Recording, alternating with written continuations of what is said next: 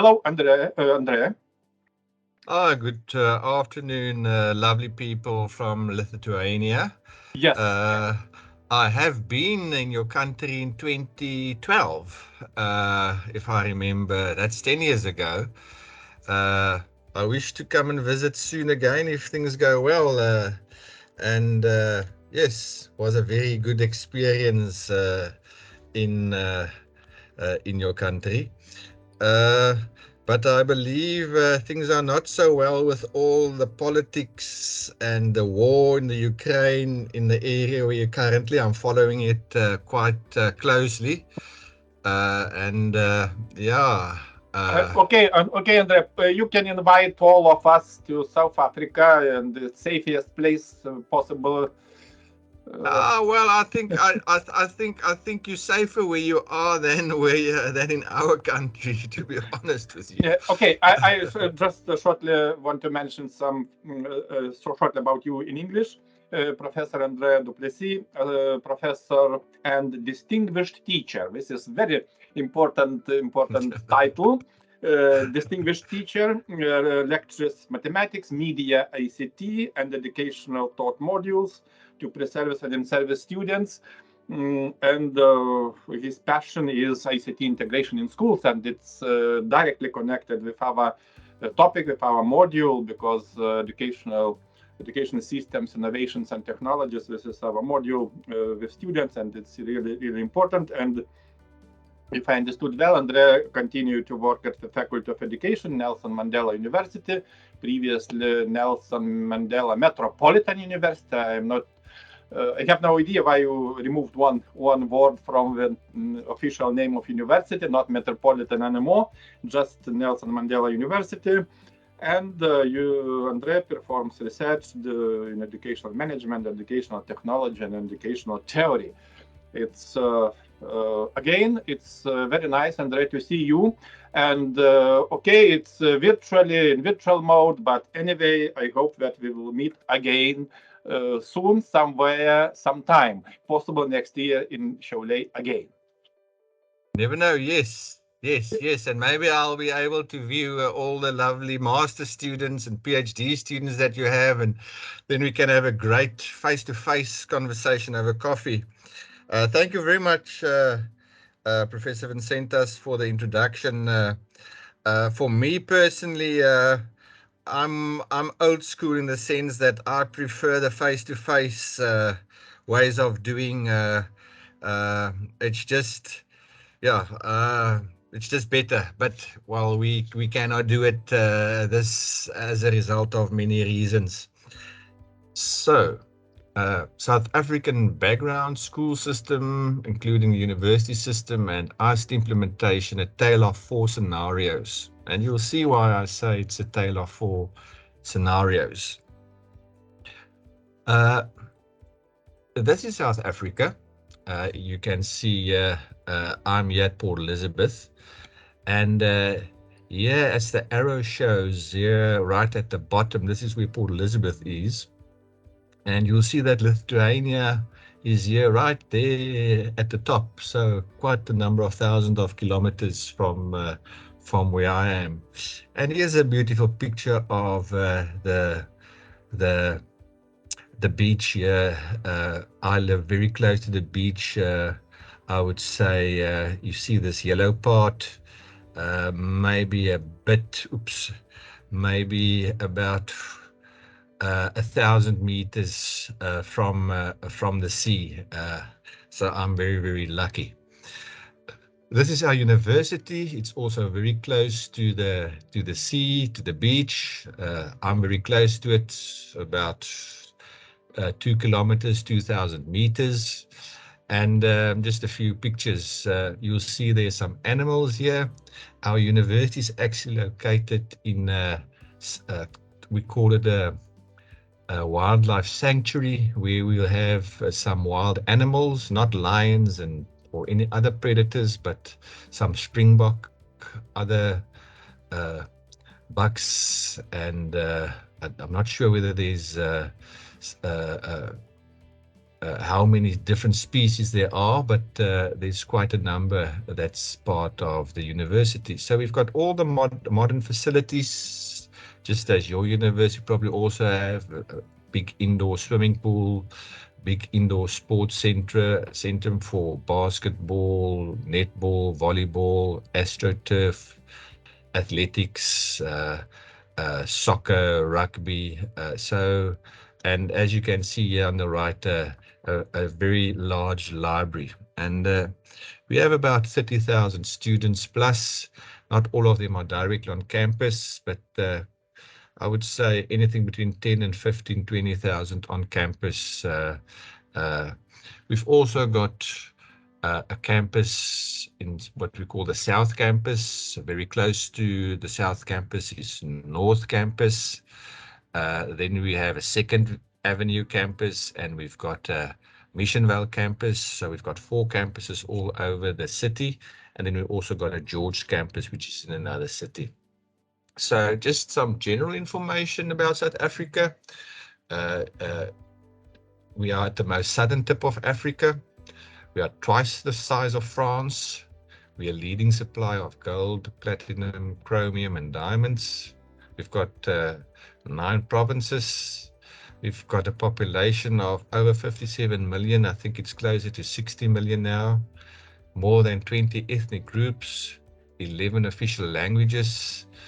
It was predominantly a Christian society, but it's become more secular over the years. We have a national anthem, which is written in 5 different languages. And there's our flag. And you can see that the population has increased from about 15 million in the 1960s to where we are now in 2020 to close to 60 million if you look at the graph. Okay, so just a quick brief overview, because it's very important to know the story where South Africa comes from, the history. Now, many of you are aware of it, but in South Africa has been colonized over the years. It started prior 1652 already with the Dutch and the French and the English taking over the Cape Town region that many of you have heard already or know about Cape Town. It changes from power to a different power over the years. And when diamonds were discovered in 1867 and gold in 1886, the British was very, very happy because they were in charge at that point in time. And we must be honest, they exploited South Africa because they took a lot of diamonds and gold to Britain. And then some of the South Africans started a war with the British in 1899 to 1992, predominantly the white population, and the British won. In 1910, the Union of South Africa was formed and power was starting to get given over to the South Africans. There was a segregation of land based on race promulgated in 1913, and there was a lot of politics in the sense between the Afrikaans-speaking population, which were predominantly white, and also a large portion of English-speaking British-aligned population. Black citizens, and colored citizens, which formed the majority of the South African population, was oppressed. The Afrikaans-speaking white population after 1910 started to really work extremely hard to lift up the white Afrikaans-speaking people. And a number of big companies were formed that are still well known worldwide in South Africa now and worldwide. For example, Sanlam, Santam, I think even iScore, which has changed names now, but I think it's now something called ArcelorMittal. Some big merchandise companies like Checkers, OK, and they were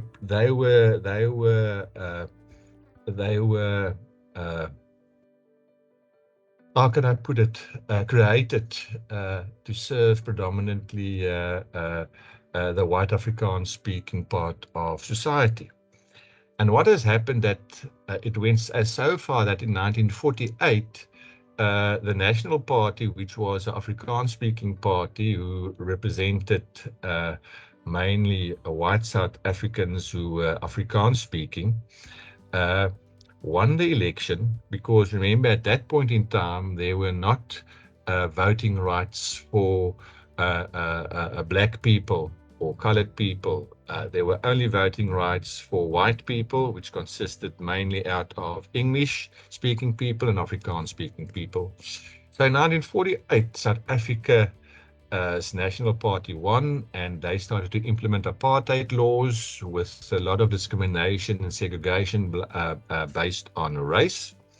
And you'll find that you'll see some of the pictures here that when you had to go to pollution toilet facilities or to a bank or to any hospital or to businesses or government offices, there would be a separate door or row for whites and non-whites, as you can see in the blue here in the middle. And even at beaches and at certain areas, you would find boards such as these: white area, only whites are allowed to be in that area. And if you were from another race and in this area, the police would be called and they will take you away. Or so you were not allowed to be in that area. So basically, we can say that, as you see in the green, that as a result of apartheid and discrimination, population were classified by race. There was an act, the No Mixed Marriages Act, which said or stated that you are not allowed to marry over the race bar. There was a Group Areas Act, which meant that white people could only stay in certain areas, black people in certain areas, Indian people in certain areas, colored people in certain areas, and you are not allowed to buy property or have property in an area which was not designated for your race. And then also communists, and communism was banned by the National Party. So in the 1950s, the ANC, which are now the leading party in South Africa, but their popularity has fallen quite drastically. I think at the moment they say from the 80% in 1994, I think it's down now to about 52-54%, and they reckon that in the next election it might be actually less than 50%. So in the 1950s, the ANC with Nelson Mandela, and you'll see his picture there on the right, started protest against these apartheid laws, and but the government oppressed the blacks quite heavily with the police and even with the army. You'll see the army there in brown just below Nelson Mandela. And in 1961, South Africa declared themselves a republic. And in that same year, Nelson Mandela started an armed forces branch called Umkhonto weSizwe to fight against apartheid. And in 1962, Nelson Mandela was arrested and jailed, and he remained in jail for 27 years. He also became a symbol against apartheid, and yeah. And then in 1966, South Africa was in a war at its northern borders in Southwest Africa. Now, if we could just go back, just to give you some idea. South Africa here, where the red arrows are. If you move here to the west, and you'll see this part here, this yellow part's called Namibia, Now, here between Namibia and Angola, there was where a war was fought by South Africans against the Cubans and the communists who helped Angola, because Southwest Africa was at that point in time part of South Africa. So many of, well, all white South Africans were called up from 1966 onwards, till about 1992. That included myself, to go and fight against the Cubans and the communists and the Angolese government soldiers, which we called the Bush War. And so at that point in time, the communists will call the Red Danger, and the black people supporting the communists, the Black Danger. And in 1976, there became more and more protests against the South African government. And in 1984, 1989, it went so bad that there was revolt in the areas where black people lived, and a state of emergency was called, in which the army were called in to quiet things down. And then in 1989, the National Party elected a new leader, F.V. de Klerk, and he started to unban the ANC and started talks. And then in 1994, the first democratic elections were held, in which people of all races could actually vote. And you'll see the long queues in which people stood in 1994.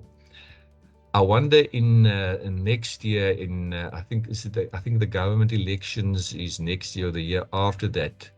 I doubt whether we'll see the same number of people in lines like this, because I think there's a lot of unhappiness, and that is also shown in that, according to statistics, that the current government it might even lose the next election, based on the statistic polls that has been conducted. So now let's get closer to the schooling. After the African National Congress won the election and came into power in 1994, the first thing they started to do was to change education. Now, initially, South Africa had what we call the Christian National Education System, which was Christian-based. And the ANC changed the aims and the outcomes of education, and changed some of the subjects also. And in 2000, the year 2000 curriculum, 2005 was reviewed and replaced by a national curriculum statement. And in 2012, that same curriculum was streamlined as the Curriculum Assessment Policy Statement, CAPS, which became very prescriptive.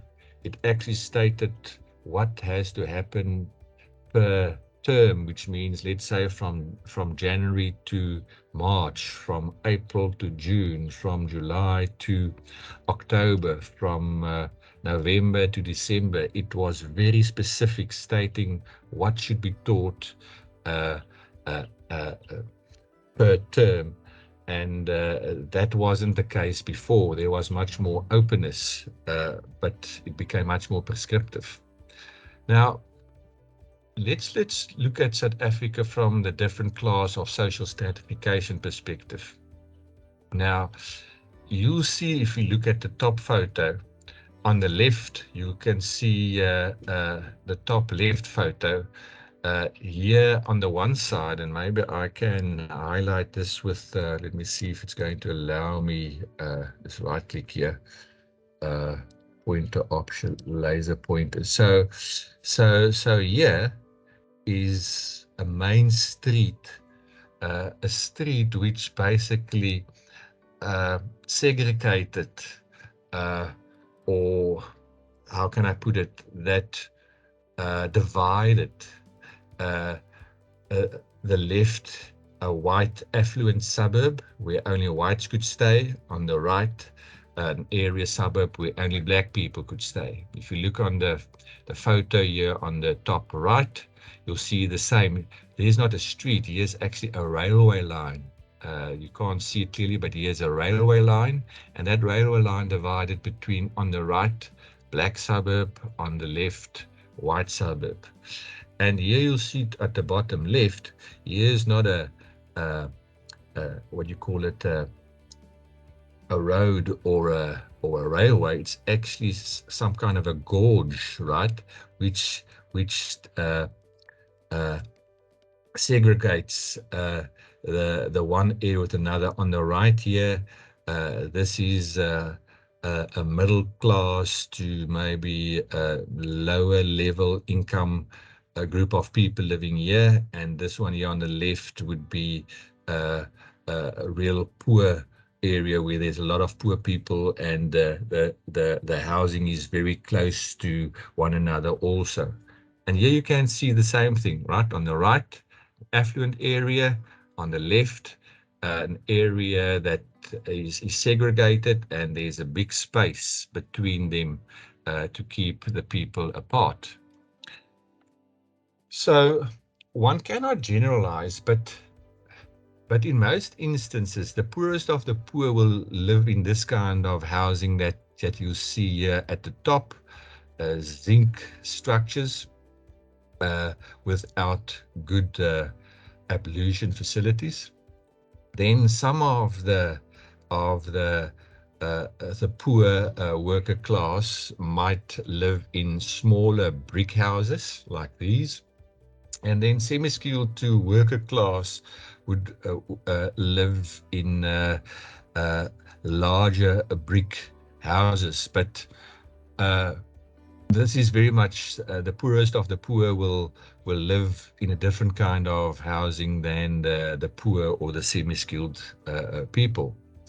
So then you get your worker class to middle class. If you look at the housing there, very neat, very, very large. Then you get your middle class to upper class.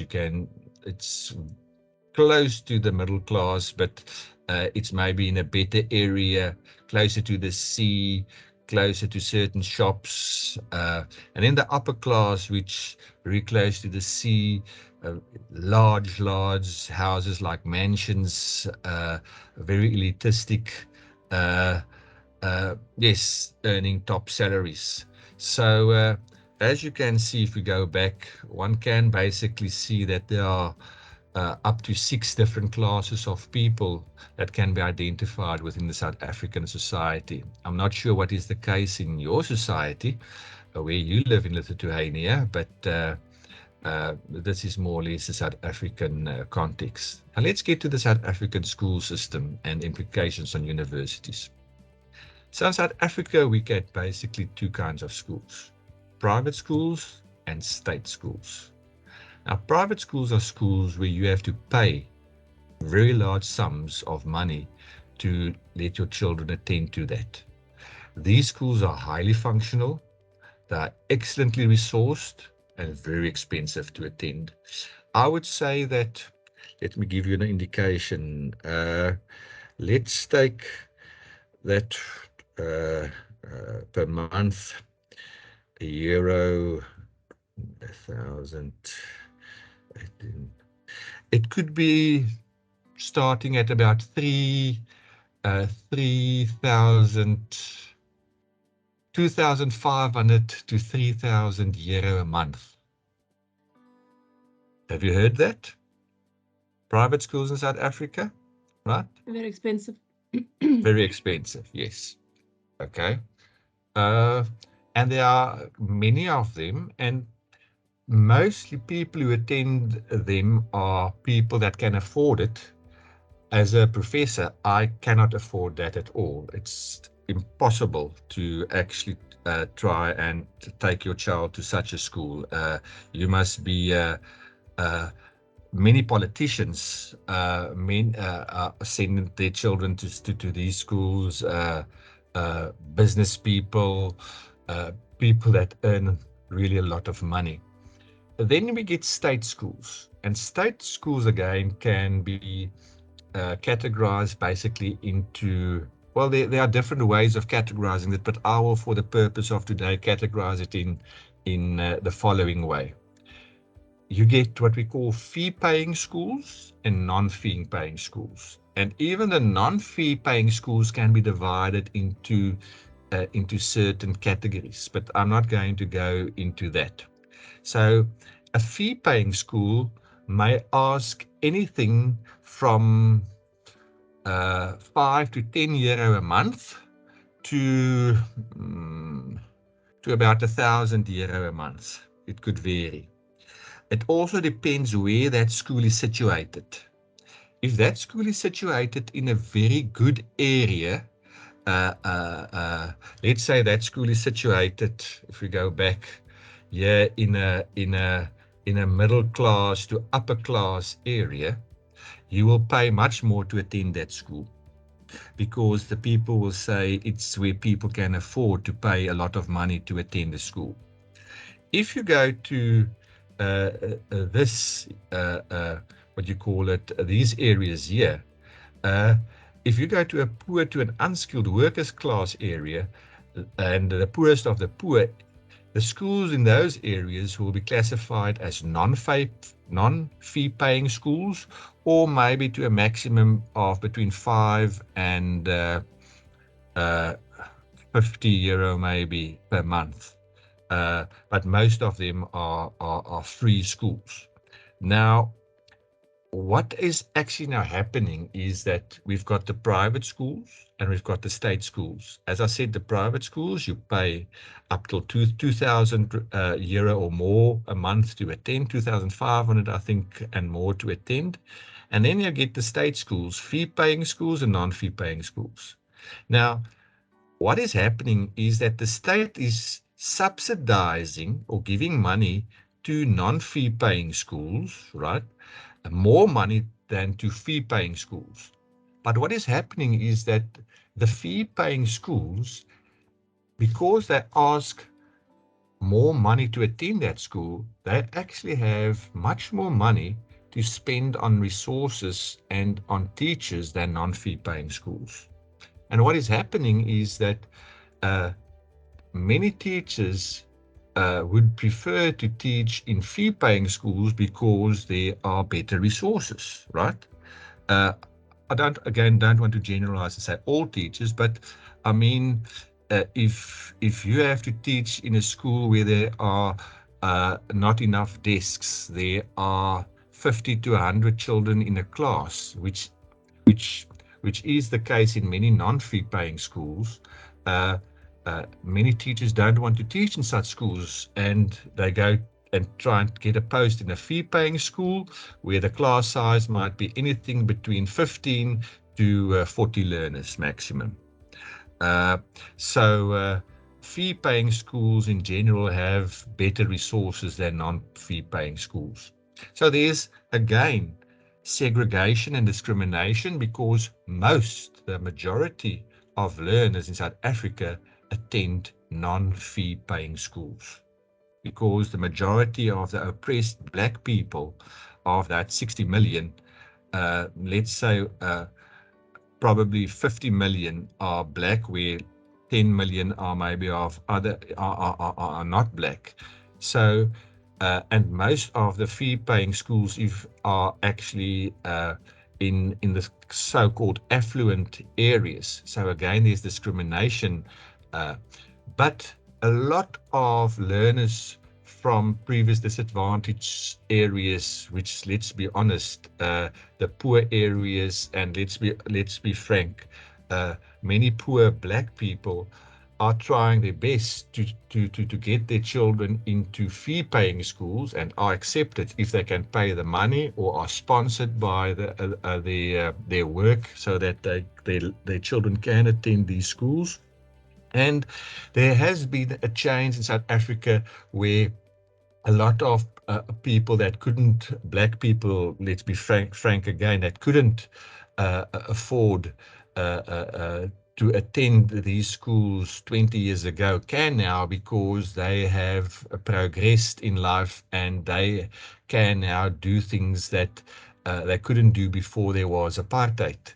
So after the 1994 elections, black people are better off, but not because there's still a lot of inequalities that need to be fixed. Then if we continue with the schools, the last parts, again, as I say, that there are schools with excellent resources, and then there are schools with virtually no resources. So you can get an idea of the pictures here on the left. I've given you some ideas of how schools in the who are under-resourced and who are non-fee paying schools, how they will look inside a classroom. And on the right, you'll see some of the fee-paying schools. These are not, on the right, are not private schools. These are some of the fee-paying schools, and they are here in my city, Port Elizabeth. And you can see you won't find these schools inside having to cope with what these learners who are being discriminated against have to cope with. Just look at how many children are there in one class here. Just look at the blackboard or the board that they are written on here. Here's a feeding scheme happening because many of the learners from these schools are under in the township are under nourished, and the government and the school is trying to provide at least one meal a day to the learners at these schools. Here's an example where it looks much better, but look here. I mean, the roof is coming off. Look at the walls. So again, even in the non-fee paying schools, there are also differences. Some of the schools looks better than others.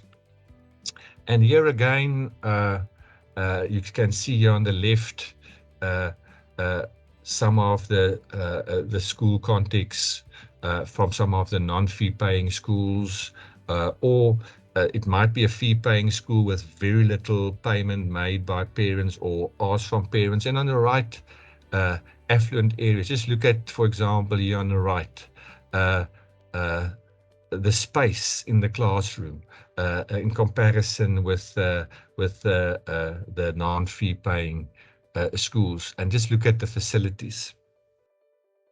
And again, you can see on the left, I mean, if you compare, look here on the right, and if we go to the next slide, look here on the left. On the left, these are how many of the non-fee paying schools look. They look much different from the others, as you've seen if you compare the photographs. And here are fee-paying schools. You can see it looks different, and it's discriminatory because learners are not getting the same opportunities. So let's then look at how the South African school system look. So you'll find that on this organogram, well, let me just stop before I continue. Are there any questions or input at this point? I just wanted to ask, how many usually children be in the classroom? That's a good question. So in a non-fee paying school, there could be from 30 to even 100 sometimes. And I say that because my students go to schools all over our province, and when I asked them how things going, how many children in your class, the one said the other day to me, "Sir, I've got 100 students in my class." I think it was in grade 6, 10, 11, 12-year-olds. So yeah, in the what do you call it? Fee-paying schools, they try to keep the numbers down. I would say 35 and below. In private schools, it could be anything between 15 and 25. Does that answer your question? Yes, thank you. And how many children are? how many children are there in your schools roughly on average in a school, or is it also varies? In elementary school, not more than 24, and Okay. in the higher class grades, it's till 30. Okay. Okay. So we will say that there appears to be, I would say, a correspondence between then your class sizes and what we'll call in the fee-paying schools. Very much similar. But the moment you go to a non-fee-paying school in South Africa, you look at normally 35 to even 100 in a classroom. Now, I mean, how do you teach 50 learners in a classroom if they're in grade 6? Or another problem that we have, and I might touch on it a bit later. In Lithuania, I think you are only taught in one language predominantly, which is, do you call it Lithuanian, or what do you call your language that's being spoken in school, all right? Now, in South Africa, we've got two main languages that are spoken at school. We've got English and we've got Afrikaans. Then we've got a number of indigenous languages. Is it Xhosa? Is it Zulu, Swana, Sotho? But these languages, or let me put it to you this way, a learner is taught in his or her mother tongue. In other words, in the language in which you were born, or which is spoken at home, from grade 1 to grade 3. That will mean from about 5, 6 years old till you're about 8 years old. In those 3 grades, you'll be taught in that language. But the moment you get to grade 4, which is, I'm just talking 9, 10 year olds onwards, you are either taught in English or in Afrikaans.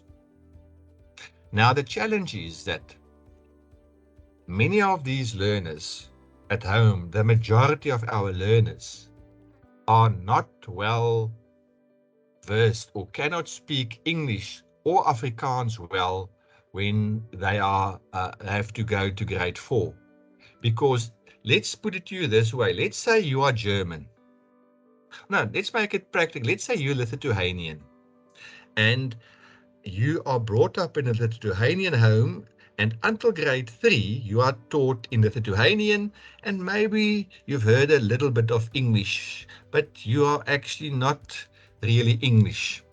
But now grade 4 comes, and I say to you, now you have to be taught in English, no Lithuanian anymore.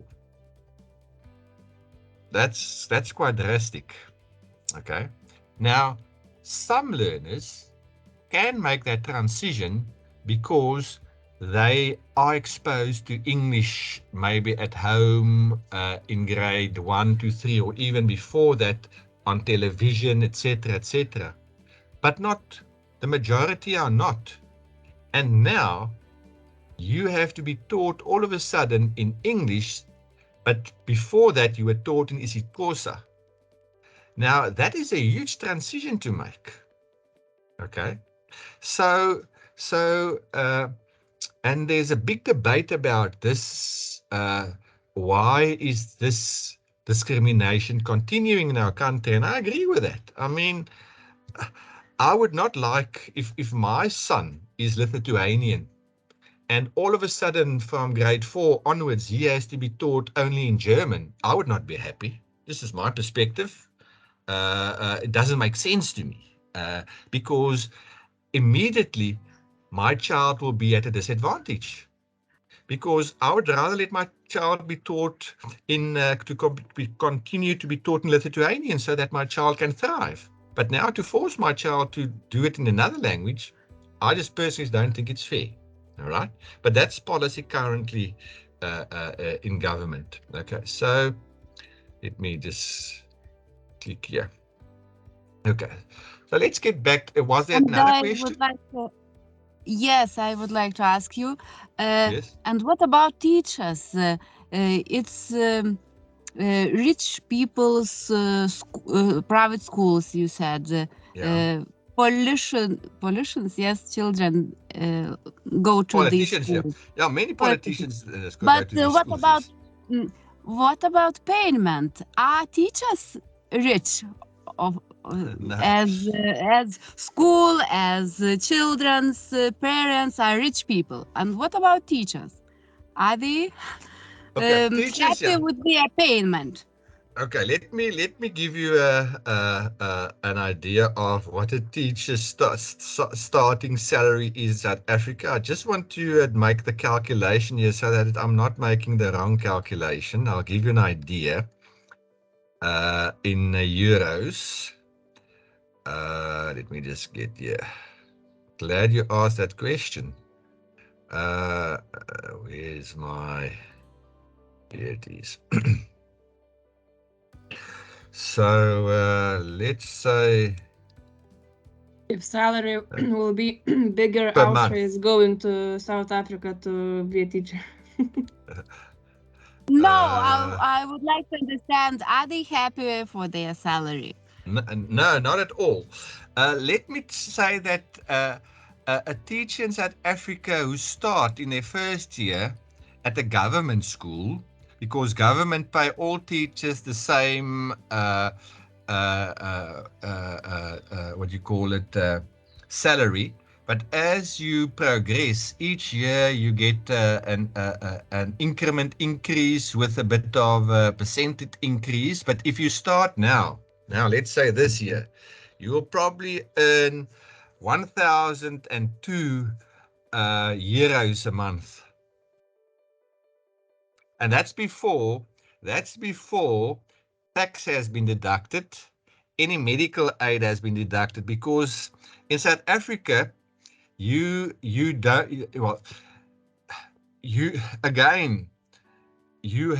can either go to a private hospital or to a state hospital. Okay, the state hospitals you don't want to go to in general. Most of them don't have the resources, and you'll wait very, very long. Okay, but you can go there for free. Okay, there are some that are better than others, but in general, the state hospitals are not in a good state. I would say the majority of private hospitals are probably could be even better than some of the ones that you see in your country and in Europe. They are excellently resourced. They've got the top physicians, the top specialists, but you have to belong to a medical aid to go to these hospitals. And there are various packages. So you can be on a low package to a middle package to a high package, and then you have to pay an amount per month to belong to this medical aid, and then you can go virtually for free to that hospital, and virtually all expenses will be paid. And take for myself, I don't want to lie, I haven't looked at it, but I think my medical aid per month would be close to 500-600 euro to belong to enable me and my children to go to a private hospital. So when I go to a private hospital, there will be no questions asked. I'll give them my medical aid card. They will phone the medical aid and they'll see if the information is correct, and they'll tell me straight away what it will cost and what the medical aid will pay and what the medical aid will not pay. So if I go to the doctor, I give the doctor my medical aid card. Let's say a consultation is 50 euro. I don't have to pay that. I will get a possibility of between 10 and 20 visits to go to the doctor per year. And after that, I will have to pay it for myself. Okay. But if I pay my 400 to 500 euro a month for my family, I can go to these private resources, right? If I need to get, let's say, a tooth removed or a toothache, I don't have to wait like I know in some countries where I've got in Eastern Europe and in Europe, some of my friends who tell me if you have a problem like that, you might have to wait a week to 3 weeks before they attend to that. Not here if you go to a private hospital and make an appointment, they might have it an opening in 1 day, the next day, in 3 days, 4 days, very quickly. And you get helped. If you don't pay the medical aid, you can get your medicine and your things for free, but you have to go to state facilities. It means in many instances that you'll have to stand in long queues or rows. You might not be helped the first day. You might be helped only after 3 days waiting in a queue for your medicine. If you have to get an important operation, you'll also wait quite a long time. If you get the operation also. So there's a lot of discrimination, right? But then it's free, right? It's free if for everything in South Africa, that if you want better quality, or whatever that means quality, you have to pay more. That's how it works. Okay. So if we go to universities, the organogram, have I answered your question? Sorry. I've indicated what a teacher, what is a teacher? Well, now, let's say for €1,000 a month, okay? Let me just give you an indication of what is the cost of living here, because that might sound very little, and it is little, but you can buy in South Africa, let's say in the city where I live, you could get, I just want to just work this out quickly, divide by, let's say 1. Sorry.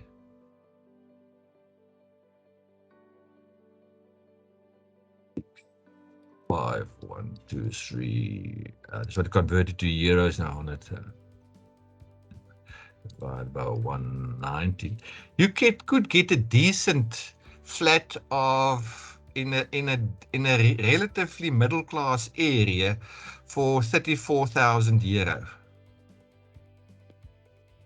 Now, I don't know what is the cost of, let's say, a 70 square meter to an 80 square meter flat for approximately €34,000. And that's yours. 34, yeah? Yeah, okay.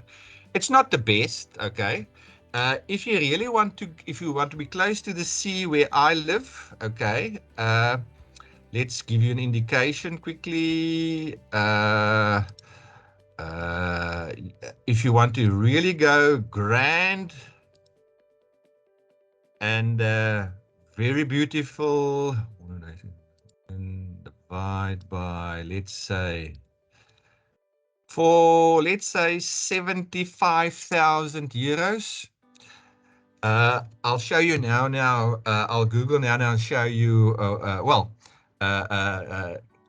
what you can get, but it looks quite exquisite. But yeah, so what does a beer cost? That's always a good idea to tell you what a beer cost in comparison to what you are paying.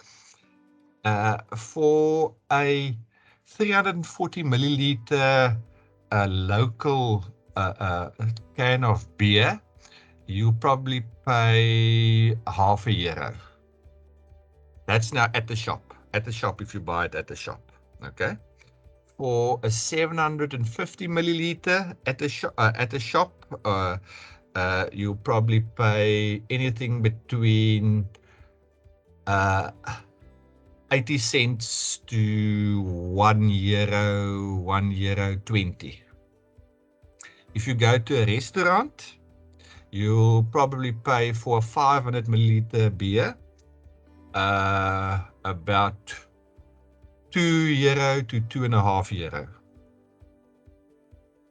Okay, so that for meat, if you buy a lamb, mutton. Sorry if there are vegans or amongst us, or people, what you call it, people who only love, if you're not vegan, vegetarians. If you'd like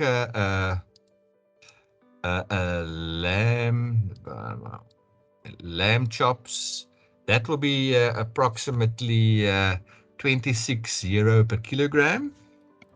Beef, if you look at fillet steak, T-bone steak, rump, sirloin, tender, real top class beef,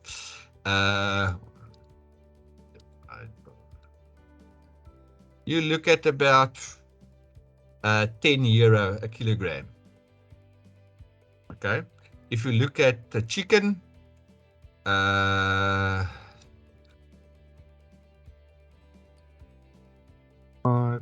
you look at about €3.5 a kilogram.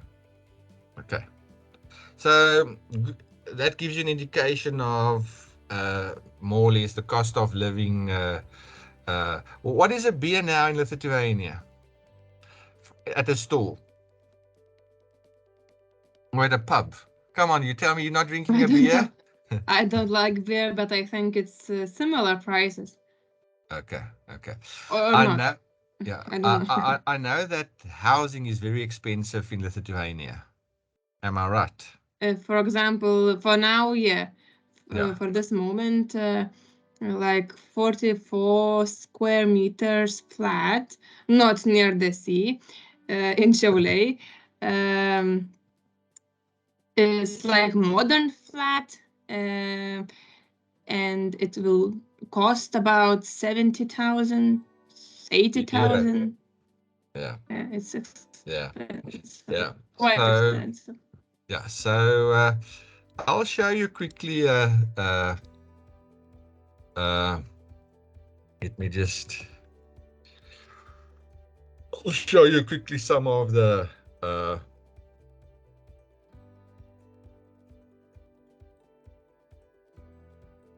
Sorry.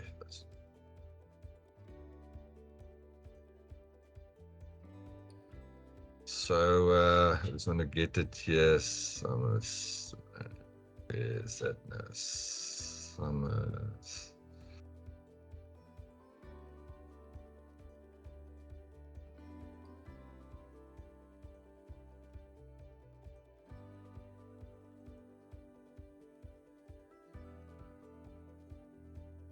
Just getting it here quickly.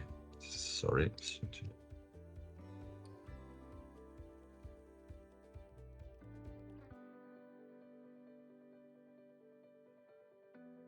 Okay. So this, where are you now? Oh my goodness. Oh, here it is. Okay, so I'm just gonna show you, I'm just gonna go over to this side and you'll get an idea of here's some of the properties in the area close to where I live, although mine doesn't look so. Let me just. Andrea, Yeah. what is the ratio now between rand and euro? Around maybe 17, 18? 18. I work on 18 to 19 at the moment. So I just want to let's say more filters. I just want to search. There we go. Okay, and I just want to sort it here. Order by low to high. So this is in the area close to the sea. So you'll see here's this property here is about 100 meters from the sea. It's very small, 24 square meters, 700,000. You can divide that by 18 euros to get an idea. Here's one this one is about 30 meters from the sea. It's 59 square meters, 820,000, which will give you 82000 divide by let's say 18.5. 45,000 euro, right? And you'll see here if some of the pictures you get there, just to the left, to the left of it. If you're over that road, you're at the sea. This is inside, right? Small kitchen, but modern, right? For your car, going upstairs, right? Small room there. Bathroom, very small. Oops, let me just maybe better that way. There's your what you call it, TV dining room. There's a kind of an extra room there, and then there's a bedroom at the top, and that's what you're going to pay. You're going to pay about 45,000 euro for that. And then you have, I mean, you can. These are the entry levels, and now then you want to go something better. Like this one here is like there you can see it's also there's the sea, there's your apartment, 59 square meters. It's getting a bit more expensive. Let me show you this. So if you now really want to have a great place, oh yes, this one is really great. I know because my friend stays in one of these, and here's the road, and if you just go over the road, you're at the sea. So you're virtually there, and this is what you'll be getting. It's got its lifts, right? There's your entrance, quite big lounge area. There's the sea is just out there. You'll see it there. It's not too bad, right? There's the sea. Quite nice. Old dining room, old bathroom, right? And you'll be paying for this. There you can see the sea, so you'll be paying for this. Let's make it 83. You'll pay 78,000 for this. And it's 117 square meters. But this is prime. This is prime land. But for the same land in Cape Town, you'll probably pay double. At the same area. Durban, you'll probably pay double. P is Port Elizabeth, where I stay, is much cheaper than the other cities. So, any case, right? Let's go back to our chat. Okay, so we've got the organogram for our educational system. I'm going to go deeper in it after this slide. So you've got your primary education, we've got secondary education, and then we've got high school or vocational school. We don't have a lot of vocational schools in the country. That's problematic because I would say 90% of the schools are non-vocational. So most learners go to high schools, which are purely academic, and when they leave schools, they cannot go to the university because the university can only absorb, let's say, 10 to 15% of the people who leave school. And what about the others now? What do? They either have to create their own job or try and get work for somebody else, or maybe go to a college or a vocational college after school. So that's not the ideal. Vocational schools try to prepare the learners for a specific vocation, let's say to become an electrician, a plumber, let's say the hospitality industry. It could be panel beating, it could be welding, it could be, So, but there are not enough of these schools. I mean, there are actually very few. We do have in the academic stream a few technical schools, right? But in my city, we have, as far as I know, maybe 3 to 5 technical schools, but we have probably 40 to 80 academic high schools. My stats might be wrong, but there are many more academic high schools than technical schools. And there are not technical schools in the smaller towns. You mostly find it in the bigger towns.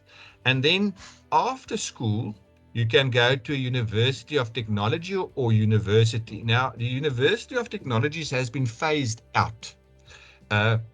They've merged, and we are now just calling all universities universities. Well, some of the old universities of technologies are still trying to cling to the names. It's like the Cape Town, Cape Town Peninsula University of Technology.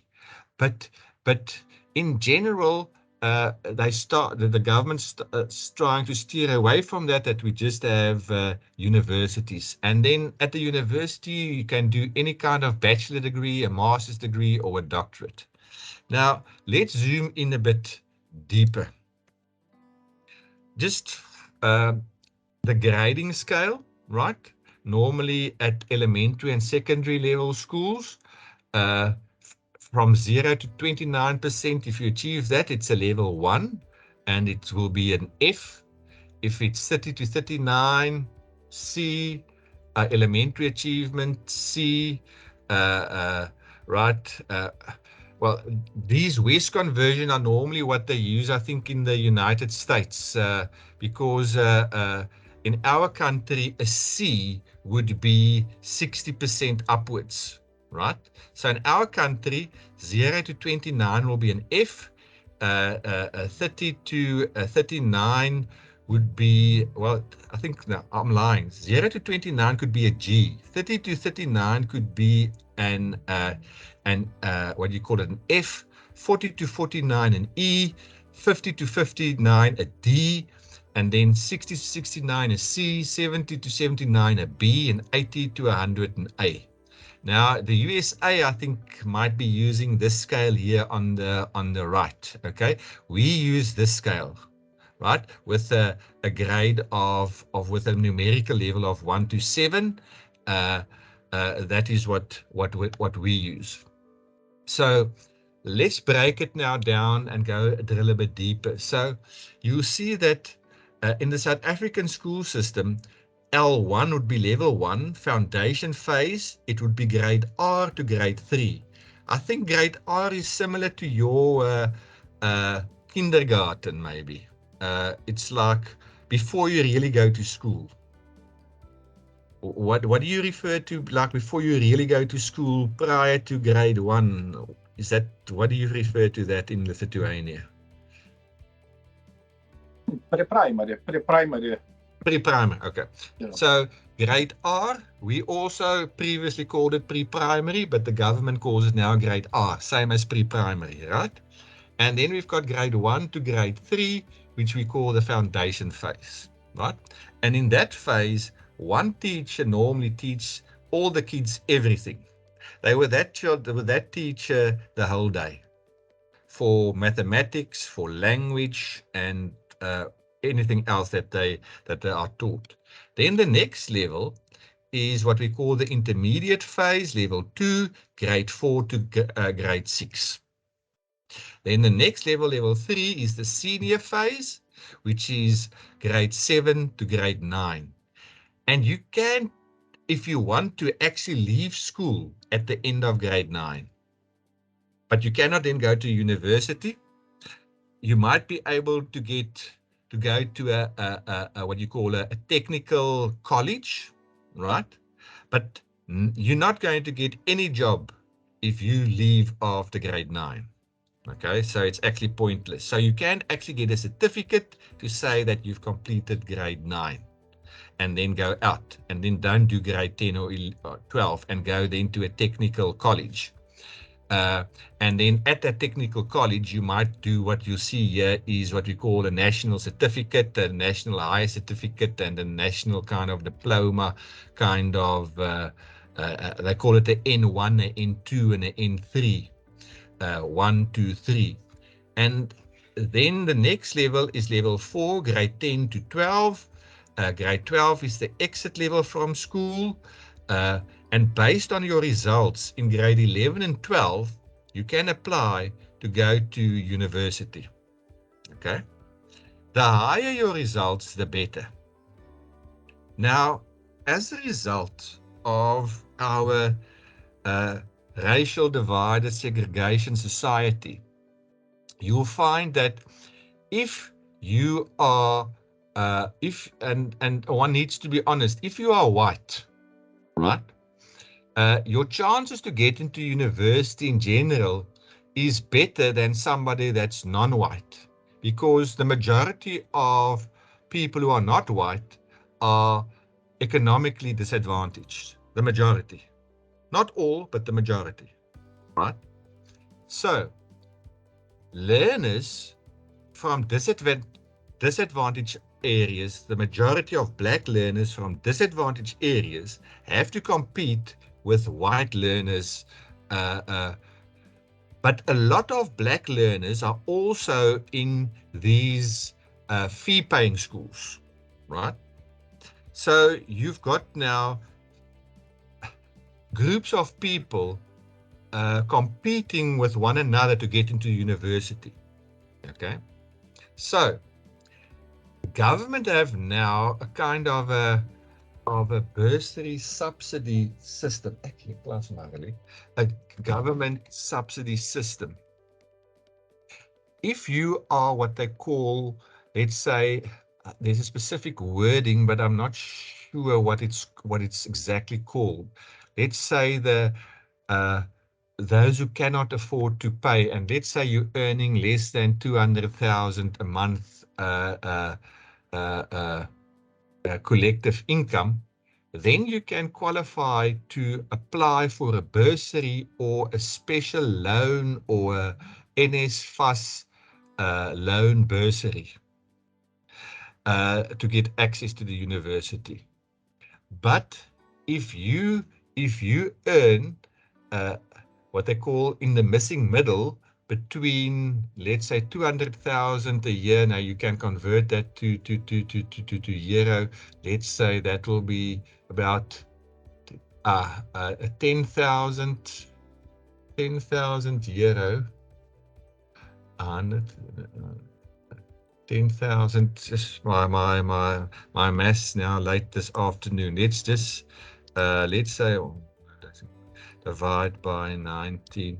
So if you earn about 10,500 euros a year to about, let's say, 20,000 euros a year, now you're in the missing middle, because you cannot really apply for those fees, for those bursaries or loans. You have to fund it yourself, or your parents have to help you. And it's very difficult. Now, government is thinking of ways to also help households who fell in this category. Now, if you then earn, I think, double this, 30,000 euros or more, then you cannot qualify for these NSFAS state bursaries or loans, because the argument is that you can pay it for yourself. But now I want to give you the following scenario. I'm a professor at the university.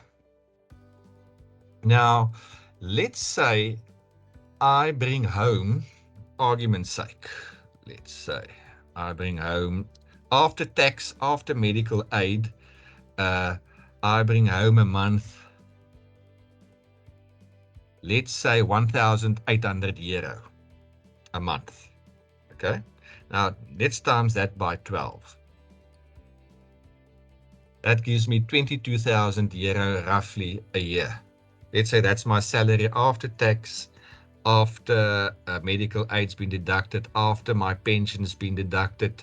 That's what I bring home. Then I still have to pay off my house, electricity, water, all the other things that needs to be paid, gas, petrol, diesel. Now, if my child wants to go to university, I have to pay it. Okay.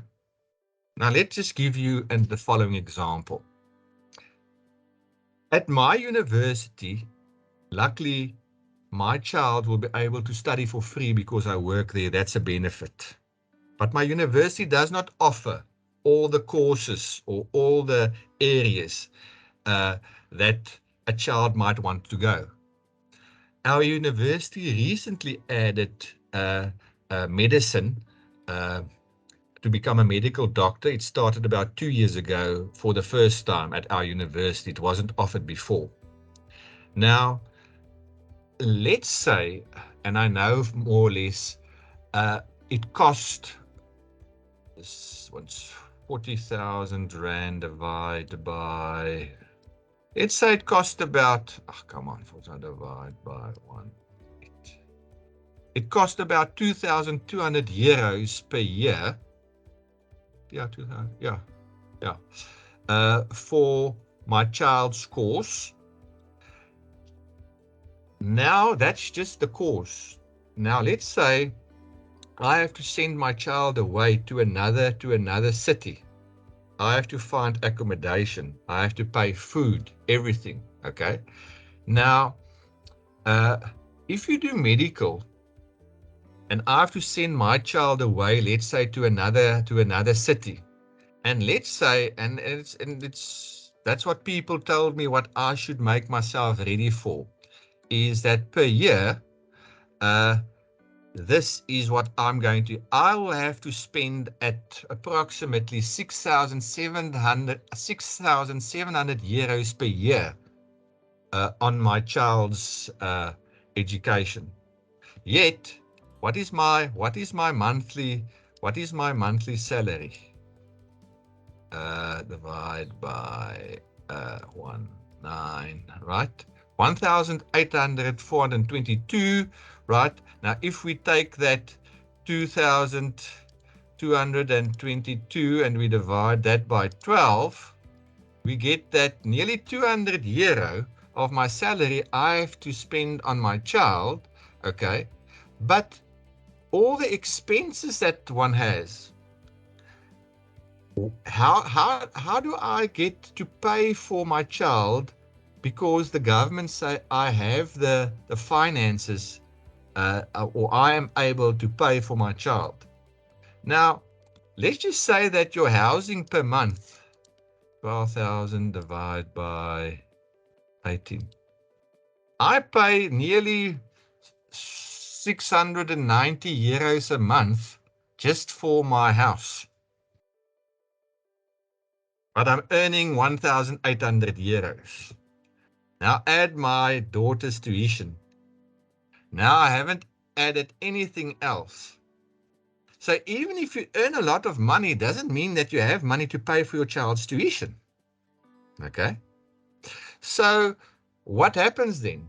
You have to go to the bank and take out a loan. And you have to pay off your child's loan and interest. And what's happening is that it's becoming very difficult to study. So even if you earn a lot, you still have to pay a lot to get your child in university. So I don't know how it works in Lithuania, but it's very difficult for me. As I say, luckily my children can study for free and are studying for free at our university. But if I didn't have that benefit, I don't know how I will be able to afford it. I just don't see how I'm going to be able to afford it.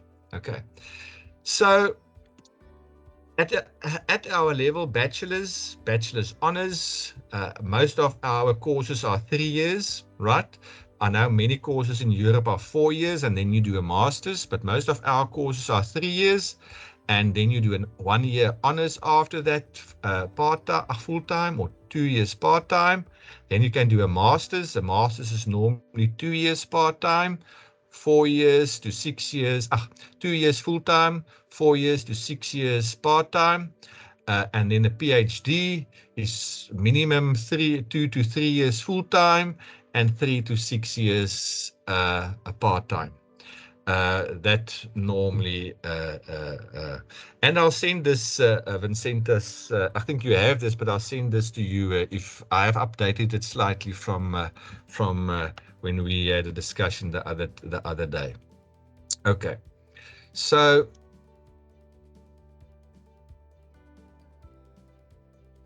Now in South Africa, to go back, the exit level is grade 12 matric. And then there's the competition to get into a university. So at the end of our matric year, which is our school starts at January and it ends mid-December, and the matric results would be made available in the beginning of January each year. Your school year start normally in August, October, I think. So first semester, right? And then your second semester would be, let's say, from January, February to June, July, I think, roughly. So in our country, when the matric results comes out, there is a huge, what do you call it, outcry, because there is a high stakes exam that's been written by learners, and all learners write the same exit exam, and it gets marked by teachers at different venues, and the marks get captured. Now, our matric pass rate can be anything between 70 and 80%, right? That means that 20% of the learners are not passing. Now, the problem is, even if you say that 75% of the learners has passed, that doesn't tell a lot. But because what is the quality of the passes? Now, do you have in Lithuania also a breakdown of what is the pass rate and what is the quality of the passes? How many learners are getting between 0 and 10%? How many are getting between 10% and 19%, between 20 and 29, do you have a breakdown of that per subject and overall? Maybe not, because you don't have the same problem that we have, okay? But our matric pass rate does not tell the story, because number one, mathematics is not compulsory. You don't have to do mathematics until grade 12. At the end of grade 9, you can select to do what we call mathematics literacy. Now that is not mathematics. And many universities will not accept you if you don't have real maths. For some courses, they might accept mathematics literacy. But if you want to become a medical doctor or a scientist or I think even pharmacy, any of the sciences, you have to have pure real mathematics until grade 12, not mathematics literacy. Okay, now, so let's have a look at this. In 2019, right, just over 1 million pupils registered for grade R. In 2007, just over 1 million learners registered for grade 1, which means 12 years later, they should be in 2019 in grade 12.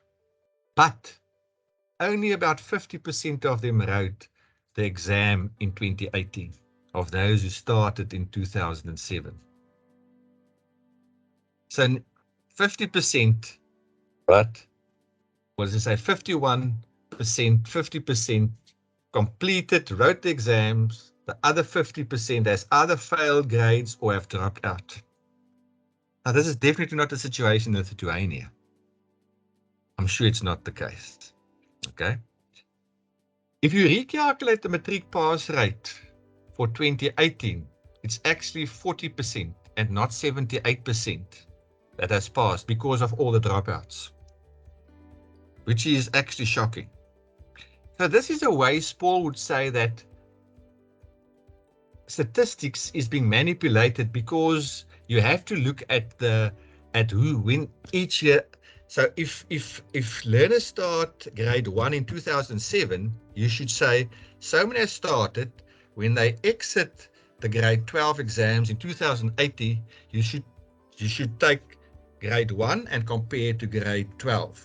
If you start in 2008, you should compare that with how many learners are actually passing in 2020, for example, right? So it's now 2022. How many learners have started in 2010?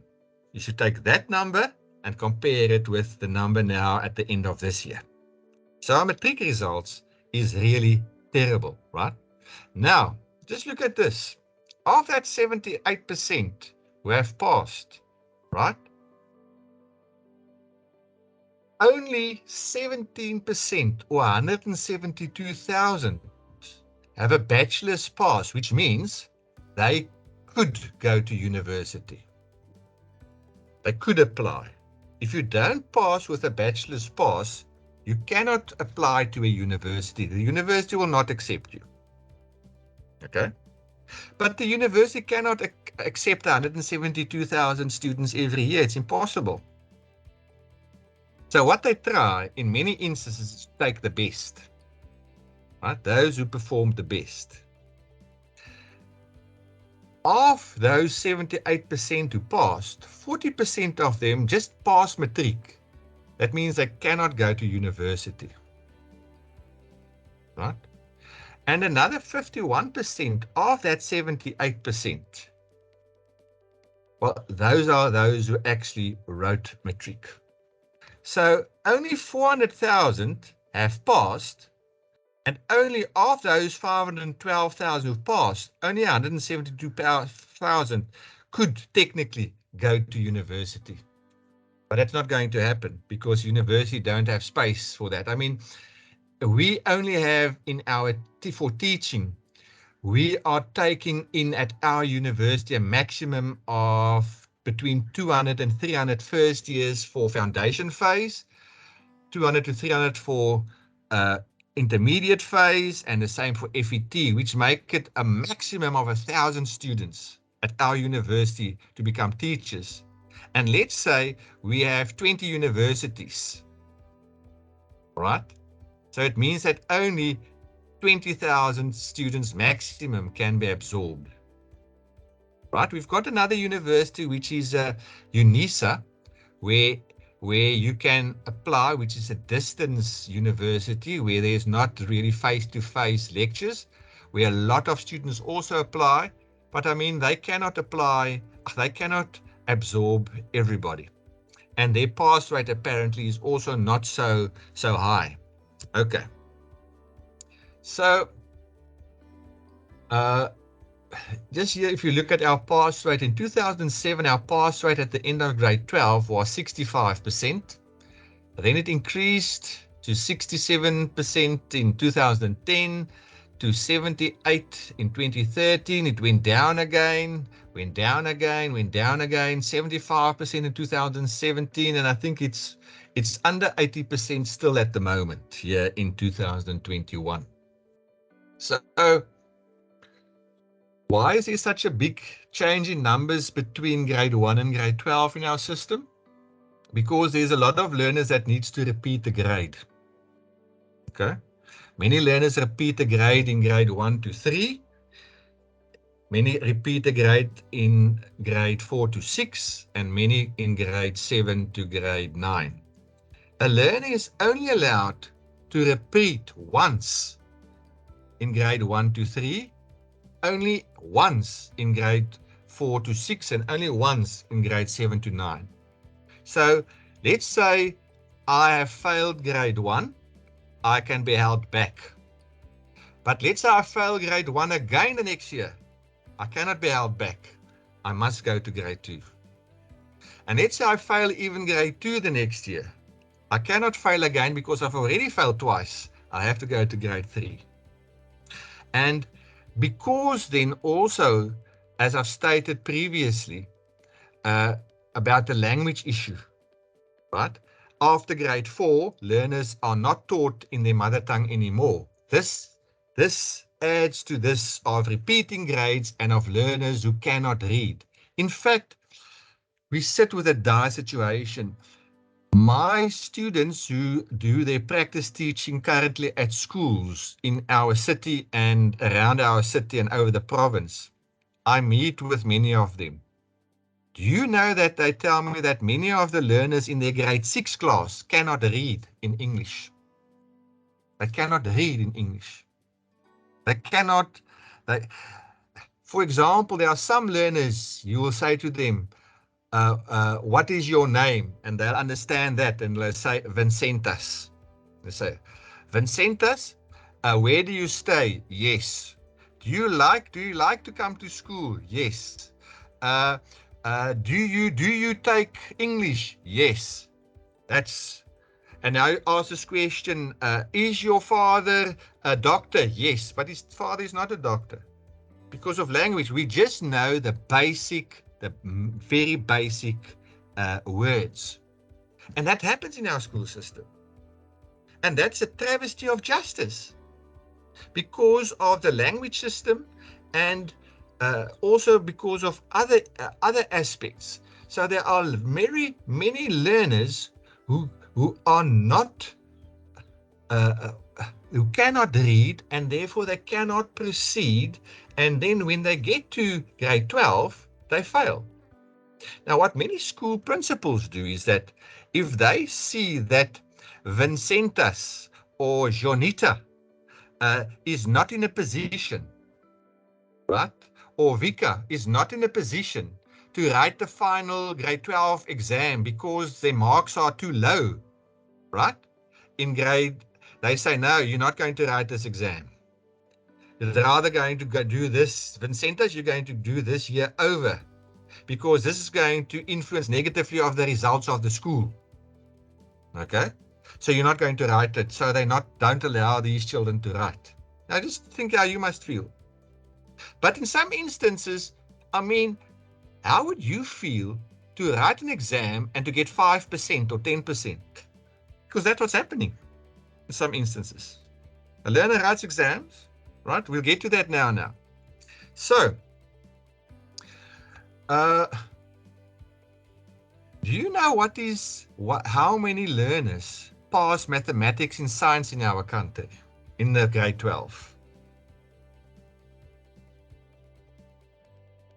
You don't want to know. Minority of 50%? Less than that. I just want to go to that. Mathematics and science. Let's go there. When we go to the TIMSS and these international standards, we're at the bottom. We're at the bottom of the list of those countries who participate. Okay, so we are far behind. Just to give you an idea, they say only 37% of children starting school go on to pass the matriculation exam really. We said later on 51%, but they say, well, only 4% earn a degree of these who pass. Right? That's problematic. Okay. The red lights are flickering. Okay. So why is this happening? I've referred to the different types of schools right at the beginning, the poverty gap between black and white, right? Make no mistake, there are quite a number of white people who are poor. There is an increase of white people becoming poorer and also living in not good conditions. Many learners don't have adequate housing. Many learners live without both parents. Many learners don't have a meal every day, or in some instances, only one meal a day which they get at school. Many learners have to walk 5 kilometers or more to their schools because there's no transport, especially if you are in an area where it is non-fee paying schools. There's a lack of resources at the majority of schools. At the majority of schools in our country, there are no ICT resources. Learners don't have ICT resources. There is no internet connectivity. Stationery is lacking. The buildings are not in a good state. And a shocking number of schools do not have toilets or not even enough toilets for their learners. Large classes. Some schools have 45 to 80 learners in one classroom, sometimes even 100. We also have a lot of teaching time that gets lost in some of the schools that's not functioning well, where teachers are not on time, where teachers are absent. That's very problematic in our country, right? The qualifications of many teachers are not good, but again, you can be a highly qualified teacher, but not a good teacher. And you can be an underqualified teacher, but you might be a very good teacher. I might have a PhD, but not a very good lecturer. Somebody else might only have a master's degree and might be an excellent lecturer. Your qualifications does not make you great. Okay? Although in society there is this kind of idea. Okay? There are people who are teachers with just a 4-year college diploma who are excellent teachers. There are teachers who have PhDs and master's degrees who are not good teachers. Now, I'm not generalizing. I'm just saying that one need to be careful. But qualifications, we have a lot of underqualified teachers in our country. And the foundation phase, the grade 1 to 3, where learners have to be very well prepared for the rest of the school that follows, is not as good as it should be in many schools. And in many schools, the problem is a school culture. In many schools, the culture of learning, how it really should be, is missing as a result of learner commitment, as a result of teacher, as a result of resources. There are many reasons. But then there's also this language barrier, right? Where learners are not taught in their mother tongue. And in many schools, a lack of parental involvement. There's also not really the political will to act against teachers and schools that are not performing. And our teacher union, SATU, who is representing the majority of teachers, runs the Department of Education.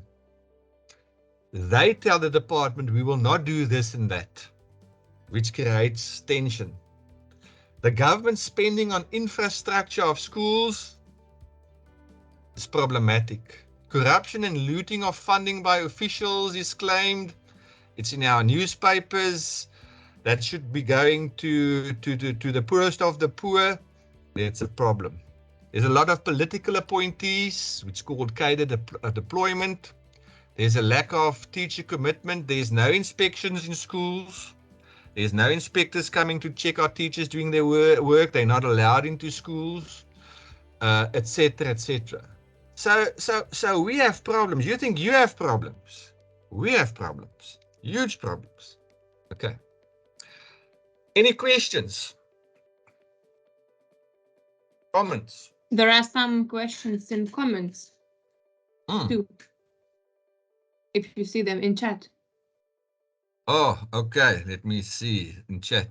Yeah, we have some questions, but we thought at the end, but possible now. Yeah. How does a teacher ensure the quality of a lesson with so many students?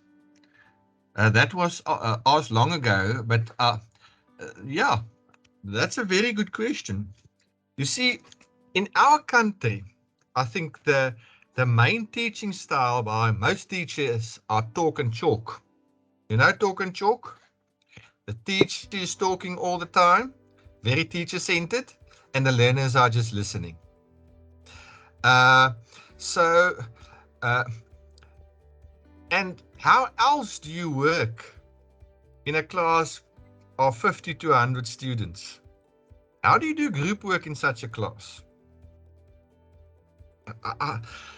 if the classroom size is, let's say, 40 to 50 square meters, it's not even that. Our classroom sizes are normally, I would say 30 square meters. That's probably the size of a normal classroom. That means that you could technically host 30 learners and each learner has 1 square meter where he or she can work in. Now, if it's 60 learners, it means each learner's got half a square meter. If it's 100, it means each learner's got 1/3 of a meter. Now, how do you do things in that classroom? How do you do things if you don't have resources? So we have a huge problem. I don't know how they cope with that. In fact, I think that is part of the problem why so many teachers are absent, because of the stresses, and it just becomes impossible to do. Can teachers work in a private school and in a public school? No, you cannot. You will have to make a choice. But you could work in a public school and then move to a private school. You can move from a private school to a public school, but you cannot have 2 positions at the same time. Half day in one school, half day in the other school? No. You are only working in one school. You're only working in one school. Okay. But in private schools, it might be that, let's say, 2 private schools. Let's say you've got private school A and B and they're close to one another, that they could share teachers among themselves with special arrangements. They have a different kind of arrangement than government schools, but normally that's not the case. I'd like to ask an optimization process in your country when smaller schools are merged into larger schools. A merge, you mean like, can they merge smaller schools with, when smaller schools are merged into larger schools? So are you saying that, could it not be better if a small school is merged with a larger school? Is that what you're asking? Well, in Ginta? Lithuania, Yes. I had a mind when small schools are merged large schools. In Lithuania is going optimization process. Okay. Yes and no. In one of our provinces, and some of the others, it's probably also happening, but I know in one of the provinces, what they've tried to do is, if the schools are too small, meaning that there are schools where there's maybe only 8 learners in one grade, 10 learners in another grade, 5 learners in another grade, 20 in another grade, and the government don't want to then appoint a teacher for each of these grades because it doesn't make financial sense. So what they then try and do is to merge that school with a larger school. Okay, but let's say I have a school from grade 1 to grade 7. That's a primary school.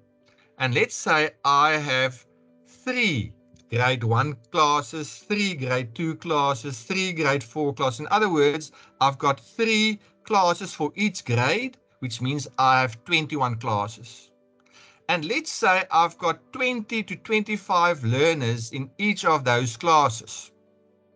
If you tell me as principal, I must now go and merge with another school, I'm going to say I'm not interested because my parents are paying and we are a fee-paying school. I'm not prepared to merge with another school. We are very happy at our school. We can afford it.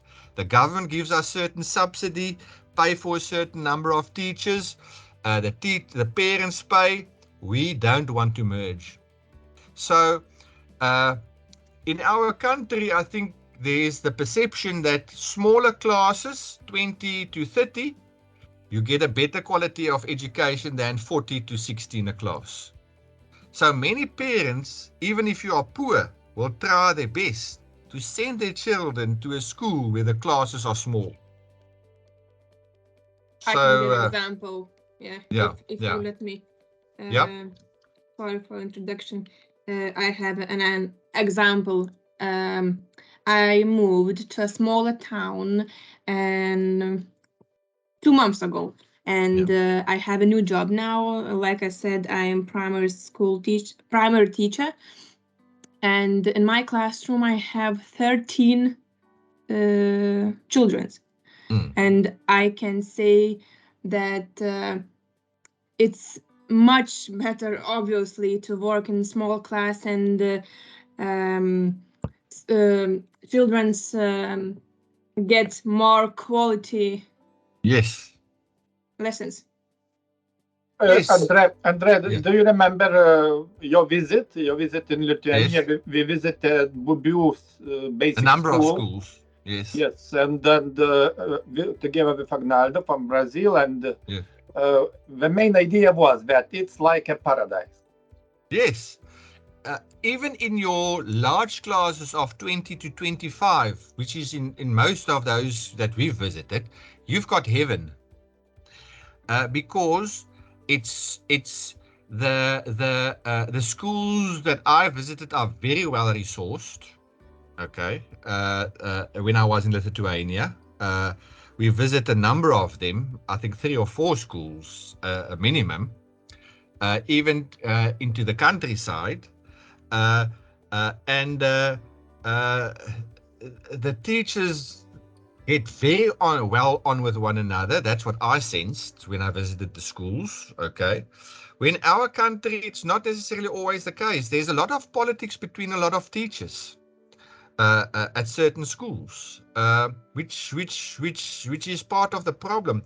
But if I go back in where I in my presentation, I just want to go back here to now. Where is this one now? I just want to double check here that I don't lie to you. Where is this one? You see this school here? Can you see the red pointer on the screen? Now, this is the school where my child is in at the moment. It costs per month, and it's not a private school. It is a fee-paying school. It costs per month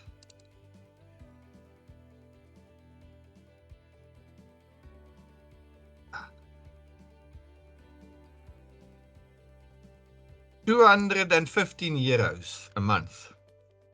If it's not private, what are you paying for? I'm paying for a school which got exactly the same class sizes as a private school. I'm paying for a school which has a water polo standards, what do you call it, a pool. You can see all the tennis courts. You can see here is a netball courts, sports house. On the other side, here you can see on this side here, there's an AstroTurf, right, for hockey. Here is the water polo.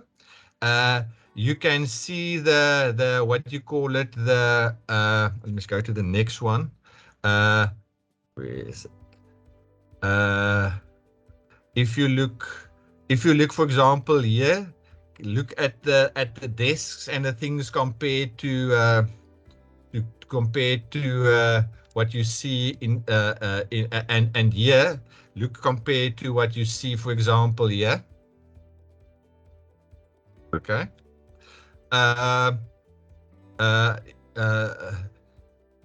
Look at, it's just, the facilities are just 10 times, if not more, better than non-fee paying schools. Okay.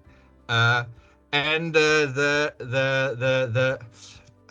how can I say that? Yeah, it's the teachers are held quite accountable. Okay. The matric pass rate in this school is 100% every year. The bachelor pass rate, which means learners that can go to university, is probably 80% plus of the learners that pass. Their maths and science pass rate are one of the highest in the province. So yes, that's why I'm sending why we are sending our children there.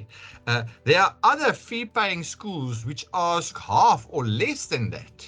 Okay, but this school is close to us also, and has a name. It has a very good reputation. Right, so these are unfortunately things that plays a role. That if my child applies for university, it might be to a benefit if she says she's coming from this school. It could be. I'm not sure, but it could be in the end, you know. Yeah, it's what are you getting? You actually, to an extent, buying your way into higher education. That's what you're actually doing. Because that's how society all over the world currently, I think, measures their youth and the future. How can you get into university if this is in Lithuania, the main thing to get you to earn a good living is that you must go to university, right? You are probably going to try to go to the best university in Lithuania. I don't know how many universities there are in Lithuania, okay? But in South Africa, we have probably, I'm in the university sector and I don't know how many universities we have, but we probably have between 20 and 30, okay? Now, UCT, University of Cape Town, is the top university in South Africa by world rankings. Secondly, University of Stellenbosch, and I think it's Wits. Okay. Now, many learners will do whatever they can to be in one of those three. So if you can do medicine in one of those three instead of the others, you probably will try to go to those three because they say the top people and it's the top university. But again, I would say that, does it now mean that because we have got a medical faculty at our university that we are not as good? It's all about perception also. It's a lot about perceptions also. So I think our university's got a very good B.Ed education degree for intermediate phase. I cannot speak for the others because I'm in the intermediate phase. Partly because I'm there, also because I'm the maths teacher there. Okay. So I feel confident in the quality. If I feel confident that I give the students the best mathematic wise over the 4 years that I teach them. I know what I teach them. I have the experience. I've been in primary school, intermediate phase, teaching there for a long time before I joined the university. So I think they get a good foundation. But doesn't mean that they will be good teachers in the end. So, do you know where that payment for a state school goes to? Okay, so if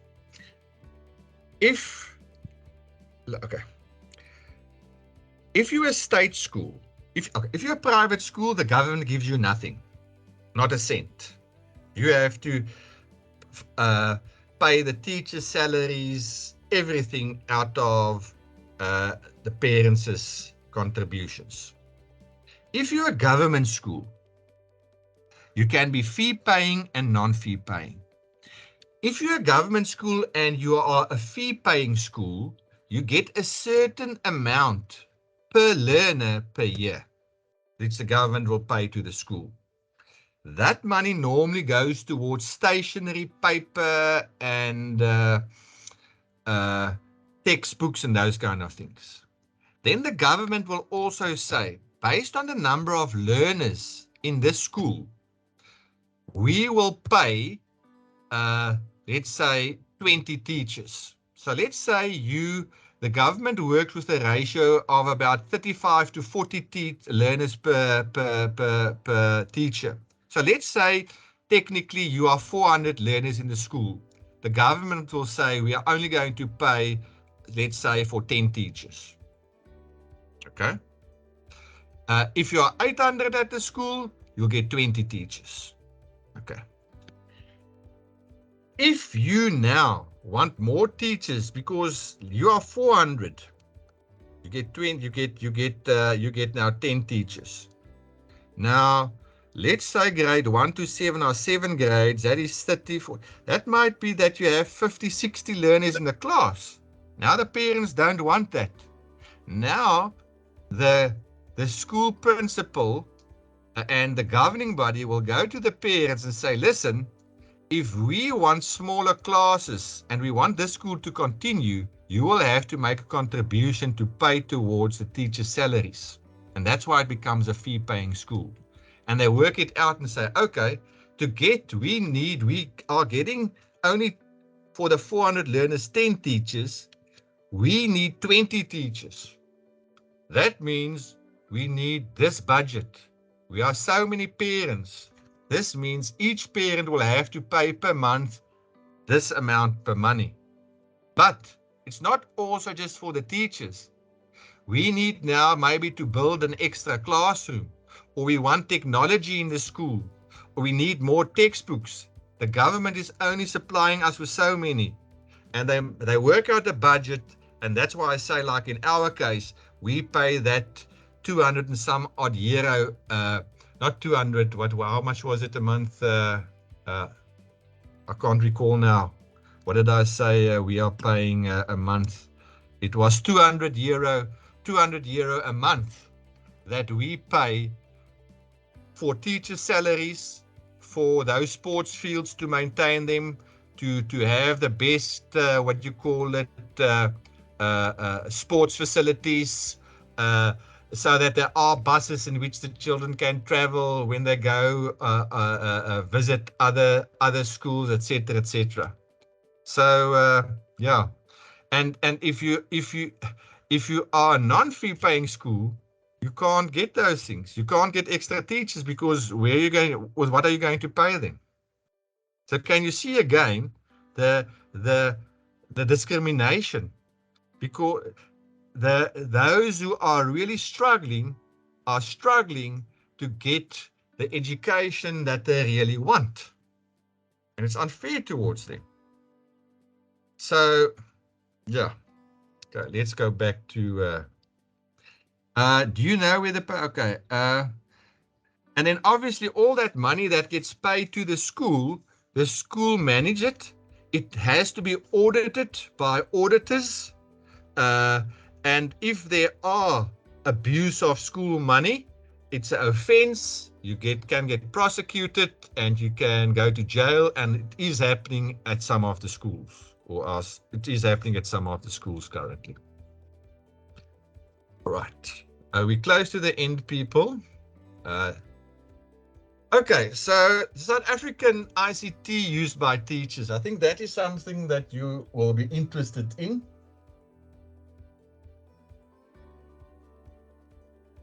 ICT is not used a lot in our schools. The majority of our schools don't have access to ICT resources. Most teachers have received laptops in the last 5 to 8 years. And some schools do have data projectors. But in many instances, teachers are not using this equipment. Right? There could be various reasons for it. Learners don't have access to computers in the majority of schools. In many schools, tablets and cell phones are banned because it creates problems. It creates problems because in some schools, it is banned because they are scared that learners will be robbed when they travel from home to school, because the area in which they live is not so friendly. There's a lot of criminals. You become a target if you have a laptop or a tablet, and criminals can see that, and you walk along the road, or you're in a bus or in a minibus taxi. So it creates a problem for the learners' safety. Another reason is that many teachers don't feel comfortable that learners have these devices in class because they take pictures of other learners, teachers, record things, and then they put these things on social media, and it creates a lot of problems for teachers and for the learners. I mean, we have examples of fights. There was now a few weeks ago examples that circulated here in our own town, Port Elizabeth, where learners were videoed where they were drinking vodka and smoking substances during school time. And it creates a lot of problems. Other reasons, many teachers are not skilled to use ICT, and for many it is like, why am I using ICT in the classroom? Am I just using ICT for the sake of using a tool? Can I not maybe teach sometimes better without using ICT? I think that's the question that you have to ask yourself also. If you're a teacher, why are you using a computer or a laptop, or let the learners use that in the classroom? Can you teach that same thing without that tool in a better way? If you can teach in a better way without that tool, why use that tool? That's not a good argument. It is something to think about. So if you have to teach, let's say, factorization, why would you use a computer to teach factorization if you can explain it much better?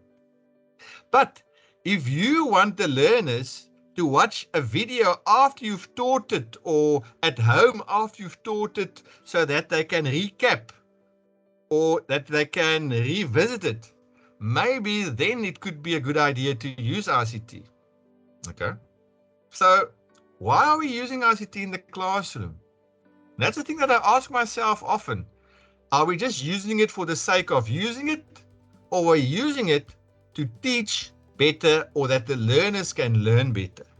Now, in our context, in most instances, schools use technology, ICT, for administration, and mainly Word, Excel, and the South African SA-SAM school management system is used for it, right? When many teachers do use technology in the classroom, it is teaching using traditional PowerPoints, right? Showing YouTube videos and pictures from the internet, right? So basically what they do is they're substituting the traditional whiteboard or blackboard for the data projector. In many instances, worksheets and assignment guidelines are used, are made using Microsoft Word, and is given to learners. And then communication with learners or parents, they use WhatsApp. So you see what is happening and I think in our school year, in the final year, as well as in our school in all grades, is that many teachers focus predominantly when they use ICTs on this at the surface. They don't really use ICT to go deeper. And what I say and argue for is that when we use ICT in the classroom, we should actually use it for learners to learn at a deeper level. In other words, instead of using PowerPoint, for example, just with slides, examples, pictures, that to me is surface learning. You're just scratching the surface. But if you ask your learners, and I will show you shortly an example, to actually use their ICT tools to create something that other learners can use to learn from, or they use ICT to create something to teach other learners something that is useful, then to me, you are working at a deeper level, and the utilization of ICT become really worthwhile. So my agenda is to use ICT at a deeper level. And let's give you an example. And I'm going to open the following example. Just give me a sec.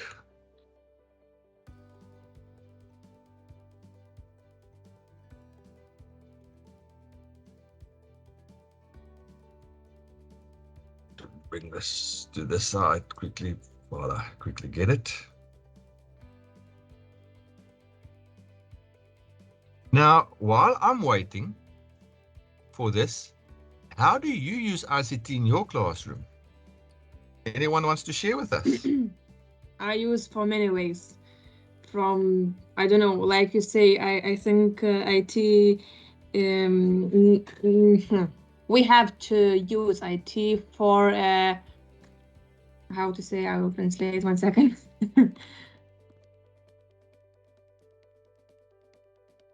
For propose, we have to have propose for using IT. You Just have to not, do what? maybe I translated. Jonita, One bandyk second. sakyti lietuviškai, kai padėsim išversti. Tikslą reikia turėti. Propose. Ne tikslas? Yeah, you need to go to have clear goal or purpose to do something with ICT.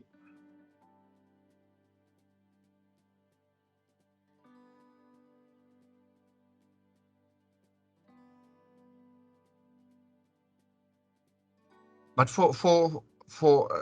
can anybody tell me how do you actually use it in the classroom? Give me examples. Aš suprantu, na jeigu Skaičius, lietuviškai, jeigu galima, čia galbūt planšetės yra matematikos pamokai, visi ir dienynai, ir vaizdinė medžiaga. Dabar pas mus pradinių klasių mokytojas netgi privalo kuo daugiau įtraukti tų informacinių technologijų. Jis kalba, kad būtų tas gilus panaudojimas. Vaikams yra, ar aš neteisingai kažką supratau?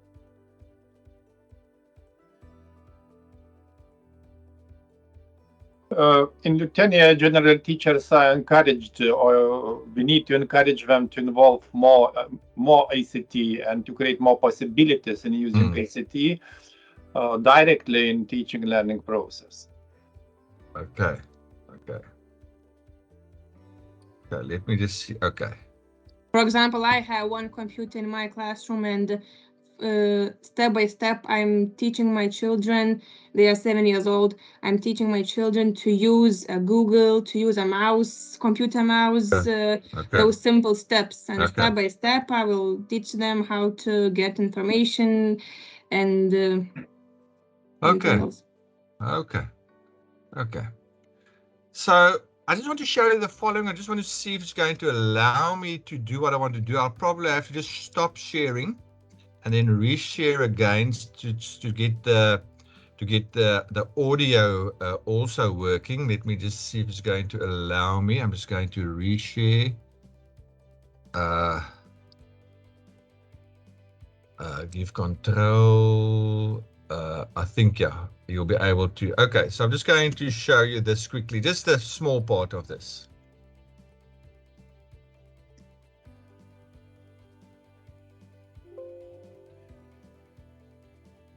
We don't hear.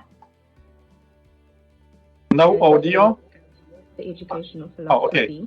It was clear that the group members' answers had some similarities as well as differences. Timothy as well as Jamie stated that their educational philosophy was Reconstructionism or the critical theory, and the learning theory that was associated with this was humanism. As we move along, we see that Tiabetsu's answer was different from the other group members, as her answer was that her educational philosophy was progressivism, and the learning theory associated with this was positivism and constructivism. Please, Zipo and Amber's answer was similar. Just want to go a bit, sorry, just a bit. Okay, so what is happening here Timothy is that stated that when he positions himself. Now, for me, what students have done here, they've used PowerPoint they've added voice and video, and they've created an MP4 video that could be shared with any other group member about a project or an assignment that they had to do.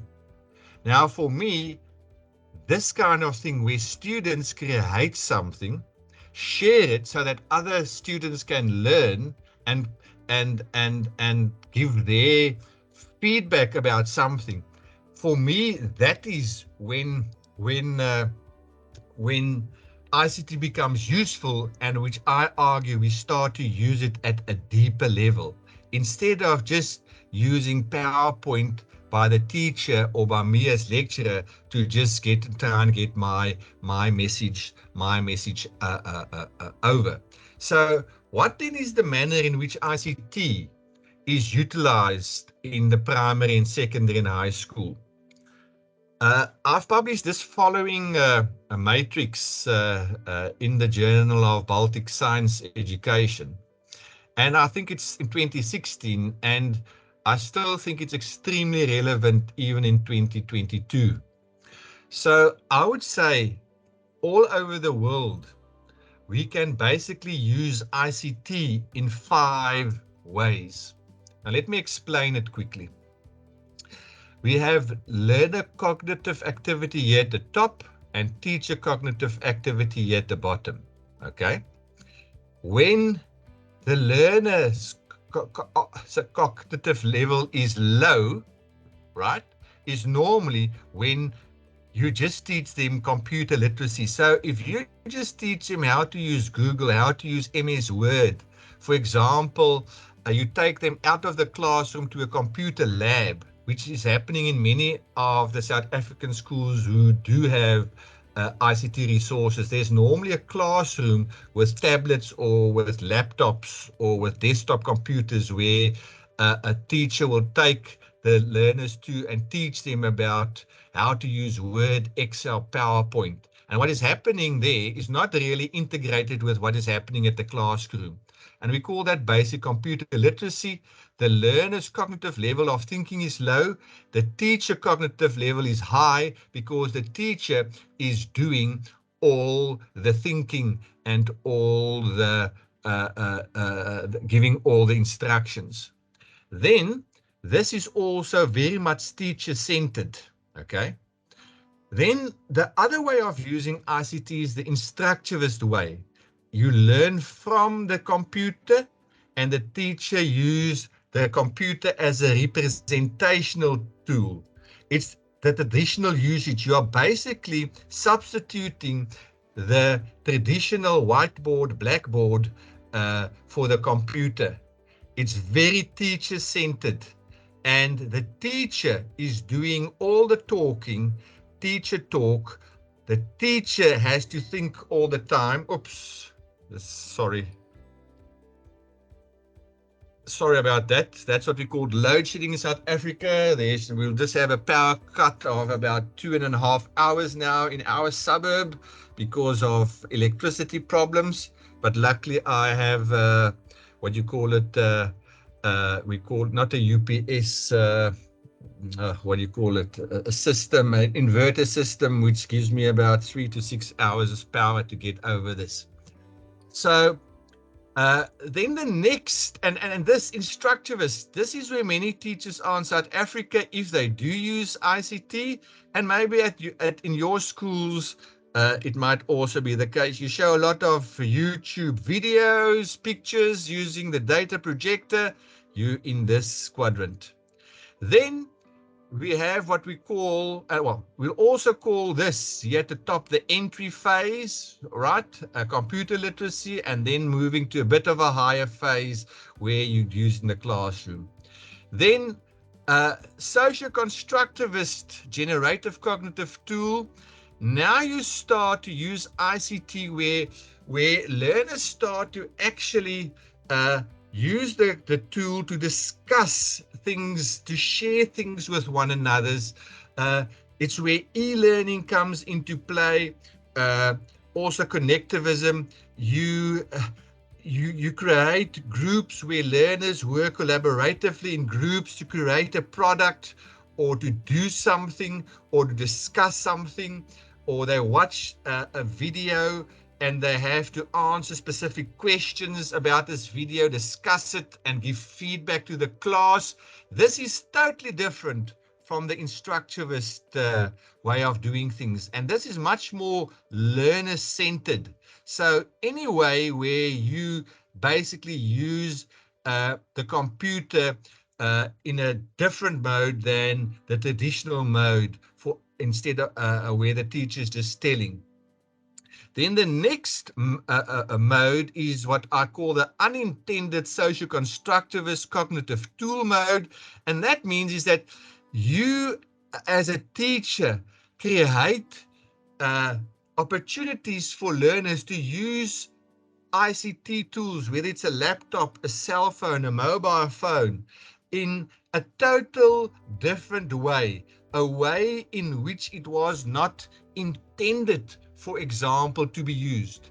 For example, the PowerPoint that I just showed you, where these students created their feedback with voice and video, and they also shared it with the others. PowerPoint was not designed to actually be used in this way, but yet I introduced them to this, and they used it now in a total different way, in a transformed way, a transformational way. You actually use an ICT tool in a new, innovative way for which it wasn't actually intended to be used. Then you've transformed it into a total new way. For example, if you ask learners in PowerPoint to create, let's say, a presentation where they teach something, right, that other learners can watch, and at the end of their presentation, these learners then also design questions based on what they've taught during this lesson that the learners must answer with a memorandum. Then you are using that app, if you use PowerPoint, in an unintended mode, because they use it in a total different way.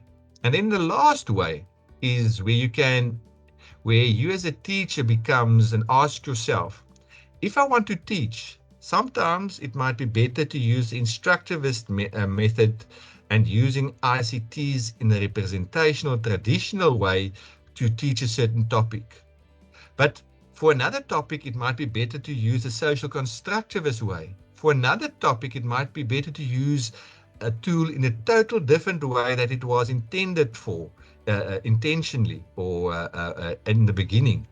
Then you view yourself as a teacher who is an eclectic teacher, an cognitive constructivist eclectic teacher, because you combine the different possible approaches in such a way that you select the best approach that you will be using to teach a specific topic, because you believe that is the best way to use it.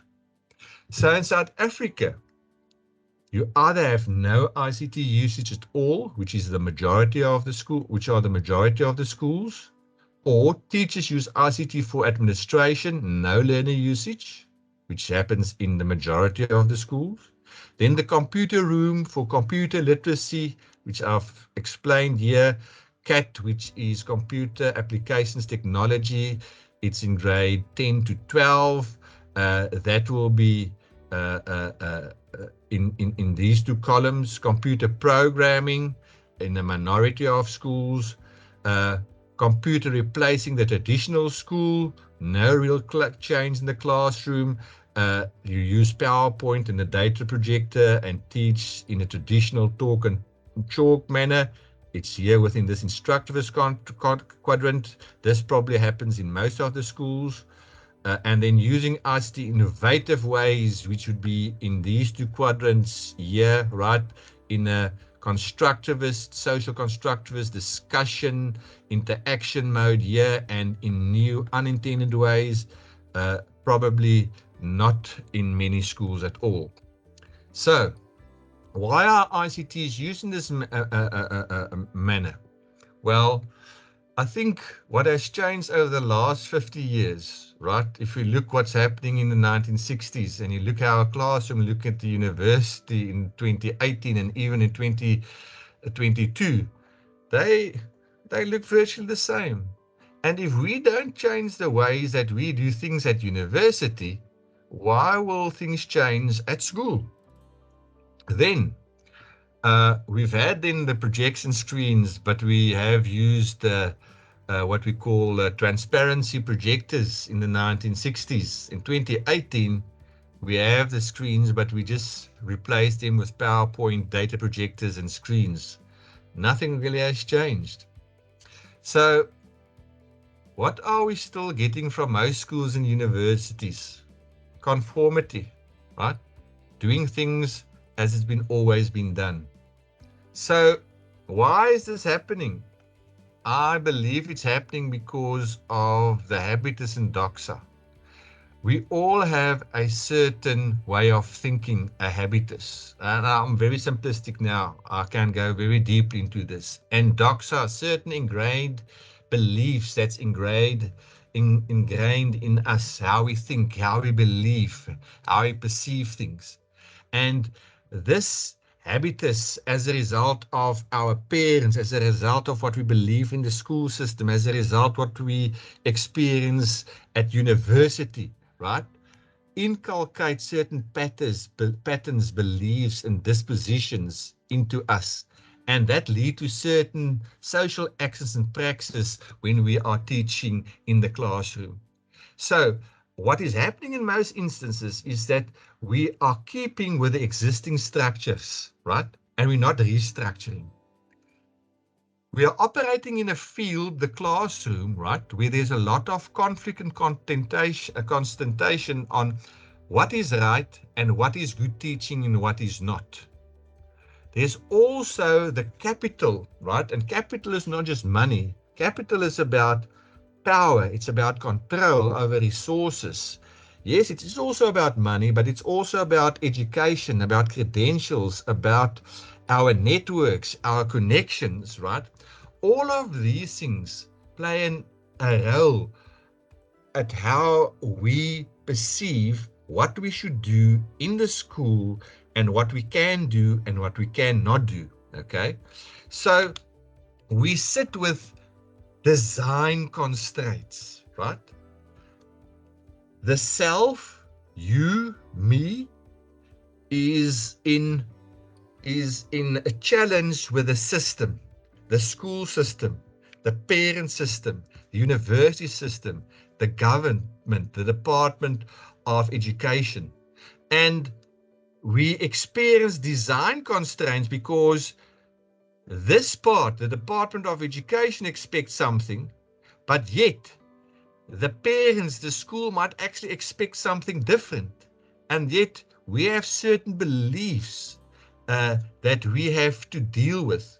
And these things collide, they crash, and it becomes very difficult to say, where are we going? So,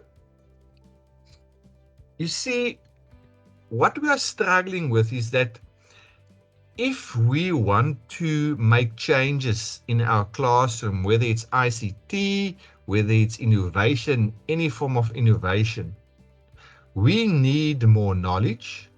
We need to persuade people. These people need to make the decision whether they want to adopt technology or not. And then they implement it. They can even use it in new ways, reinvent it.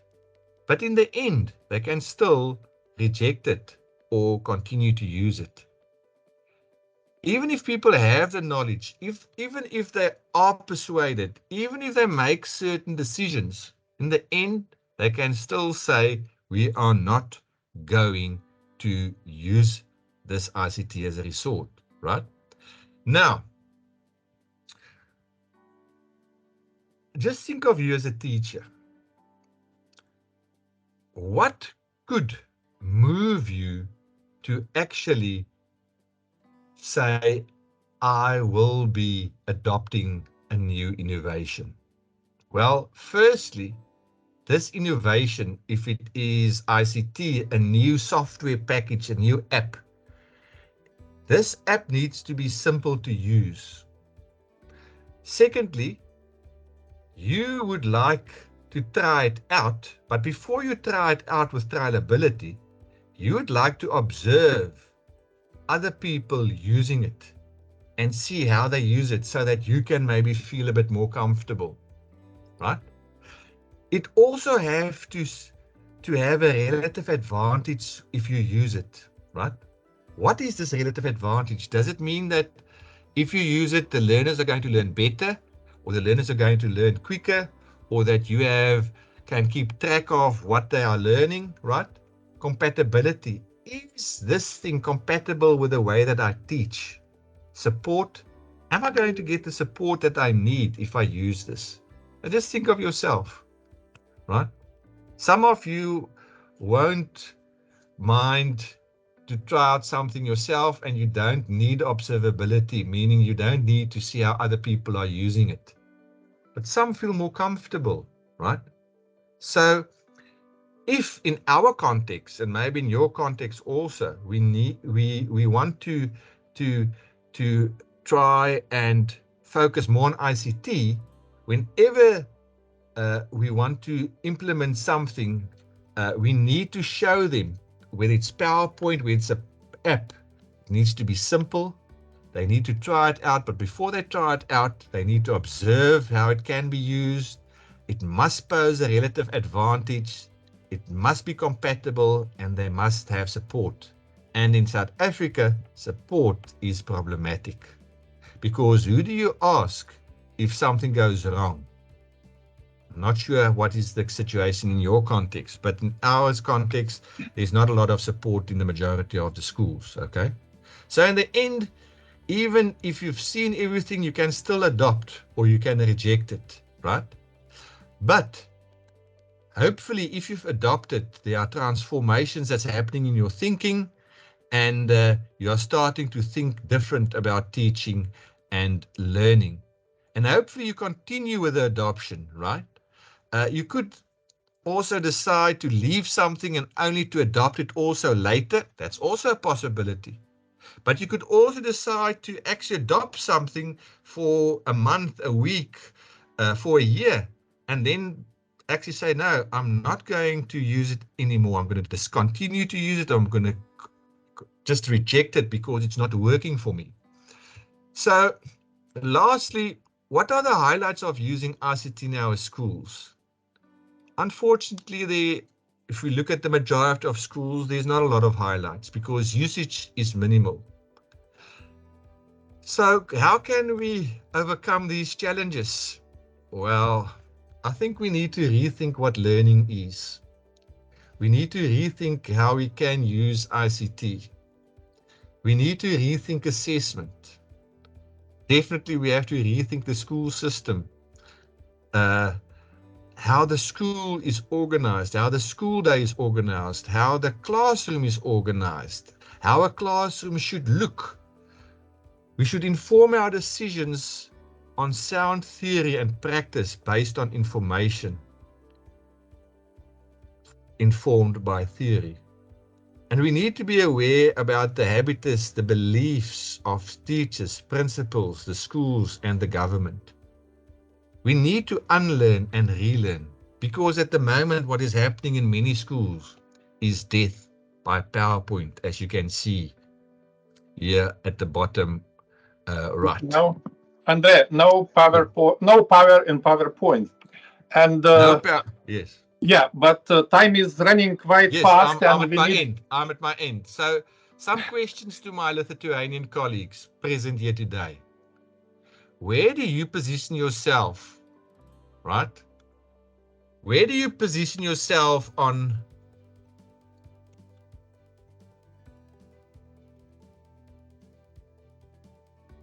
this? On which of these quadrants do you position yourself, right? Where do you want to be? And are you prepared to take that leap? I thank you. Thank you, Andre, for this really rich from by different aspects, rich presentation, rich discussion, and time is really running quite fast, and it would be nice to listen and to discuss. But anyway, we need to finish in few minutes, and possible you finish to share the screen, and Can I say something at first? obviously, it's up to us because our life is just agreement. First of all, I would like just to an thank agreement. you. And my suggestion is now to have some, let's say, short discussion, few minutes. Students possibly have some reflections, some final thoughts or comments. Please, and after that, I will finalize. I would like to thank you, Priya, for this whole show and this whole presentation. It was truly interesting to hear about it and learn about it. It was amazing.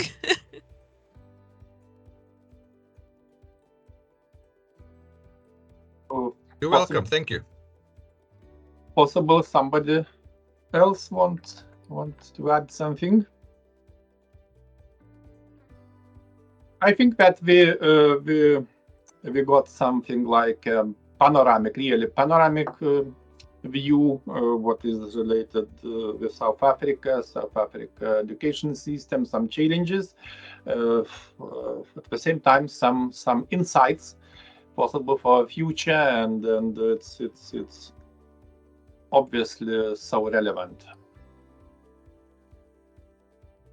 And I hope that my students would agree with my position, and at the beginning I announced that Andre is a really good lecturer. I don't know. A really distinguished teacher, and yeah, it's true.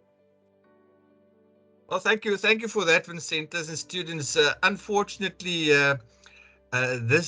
what I've done today is totally contrary to my teaching style. I don't teach this way when I teach in the classroom. I cannot teach this way where students are listening all the time and I do most of the talking.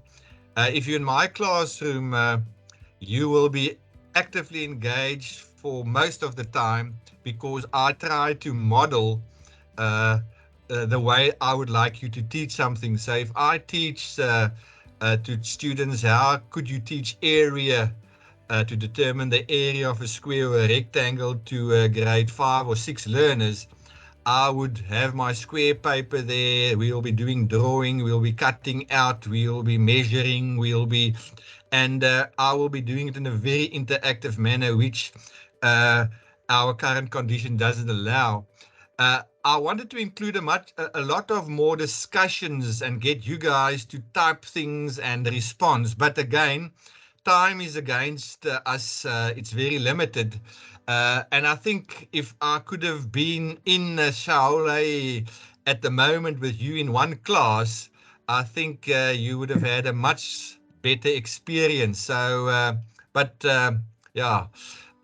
This is not my style of teaching, I must admit.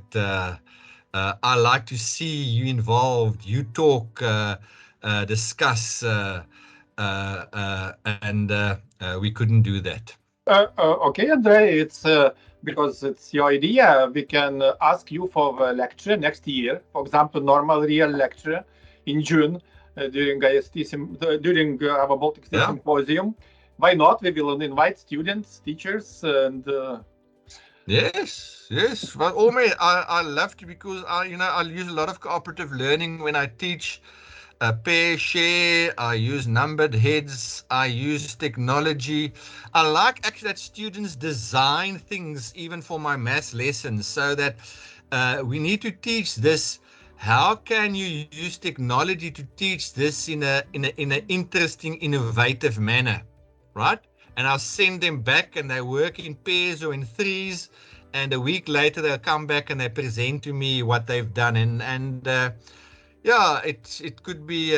I would love that. I would really love that. I would really love that. Okay, and but in addition, it's having in mind that students working from early morning, whole day, and then they still alive.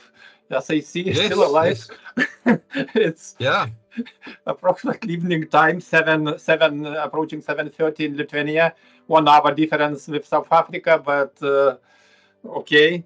After lecture, students will have maybe good dinner, a rich dinner, and, Yeah. Yeah. because we Yeah. need energy. We need more energy after this really nice lecture. Again, I want to finalize officially to say many thanks for you, Andre, and for your agreement to take part with us today. And I wish you good success in all areas of your life, in all directions, academic very life, much. personal life, etc. And we will meet, I hope, again quite soon, somewhere, sometime. Yes. Always welcome. You're always welcome, Vincentas. Thank you, students. Great having you online with us, and always a pleasure working with you, Professor Vincentas. Have a great evening.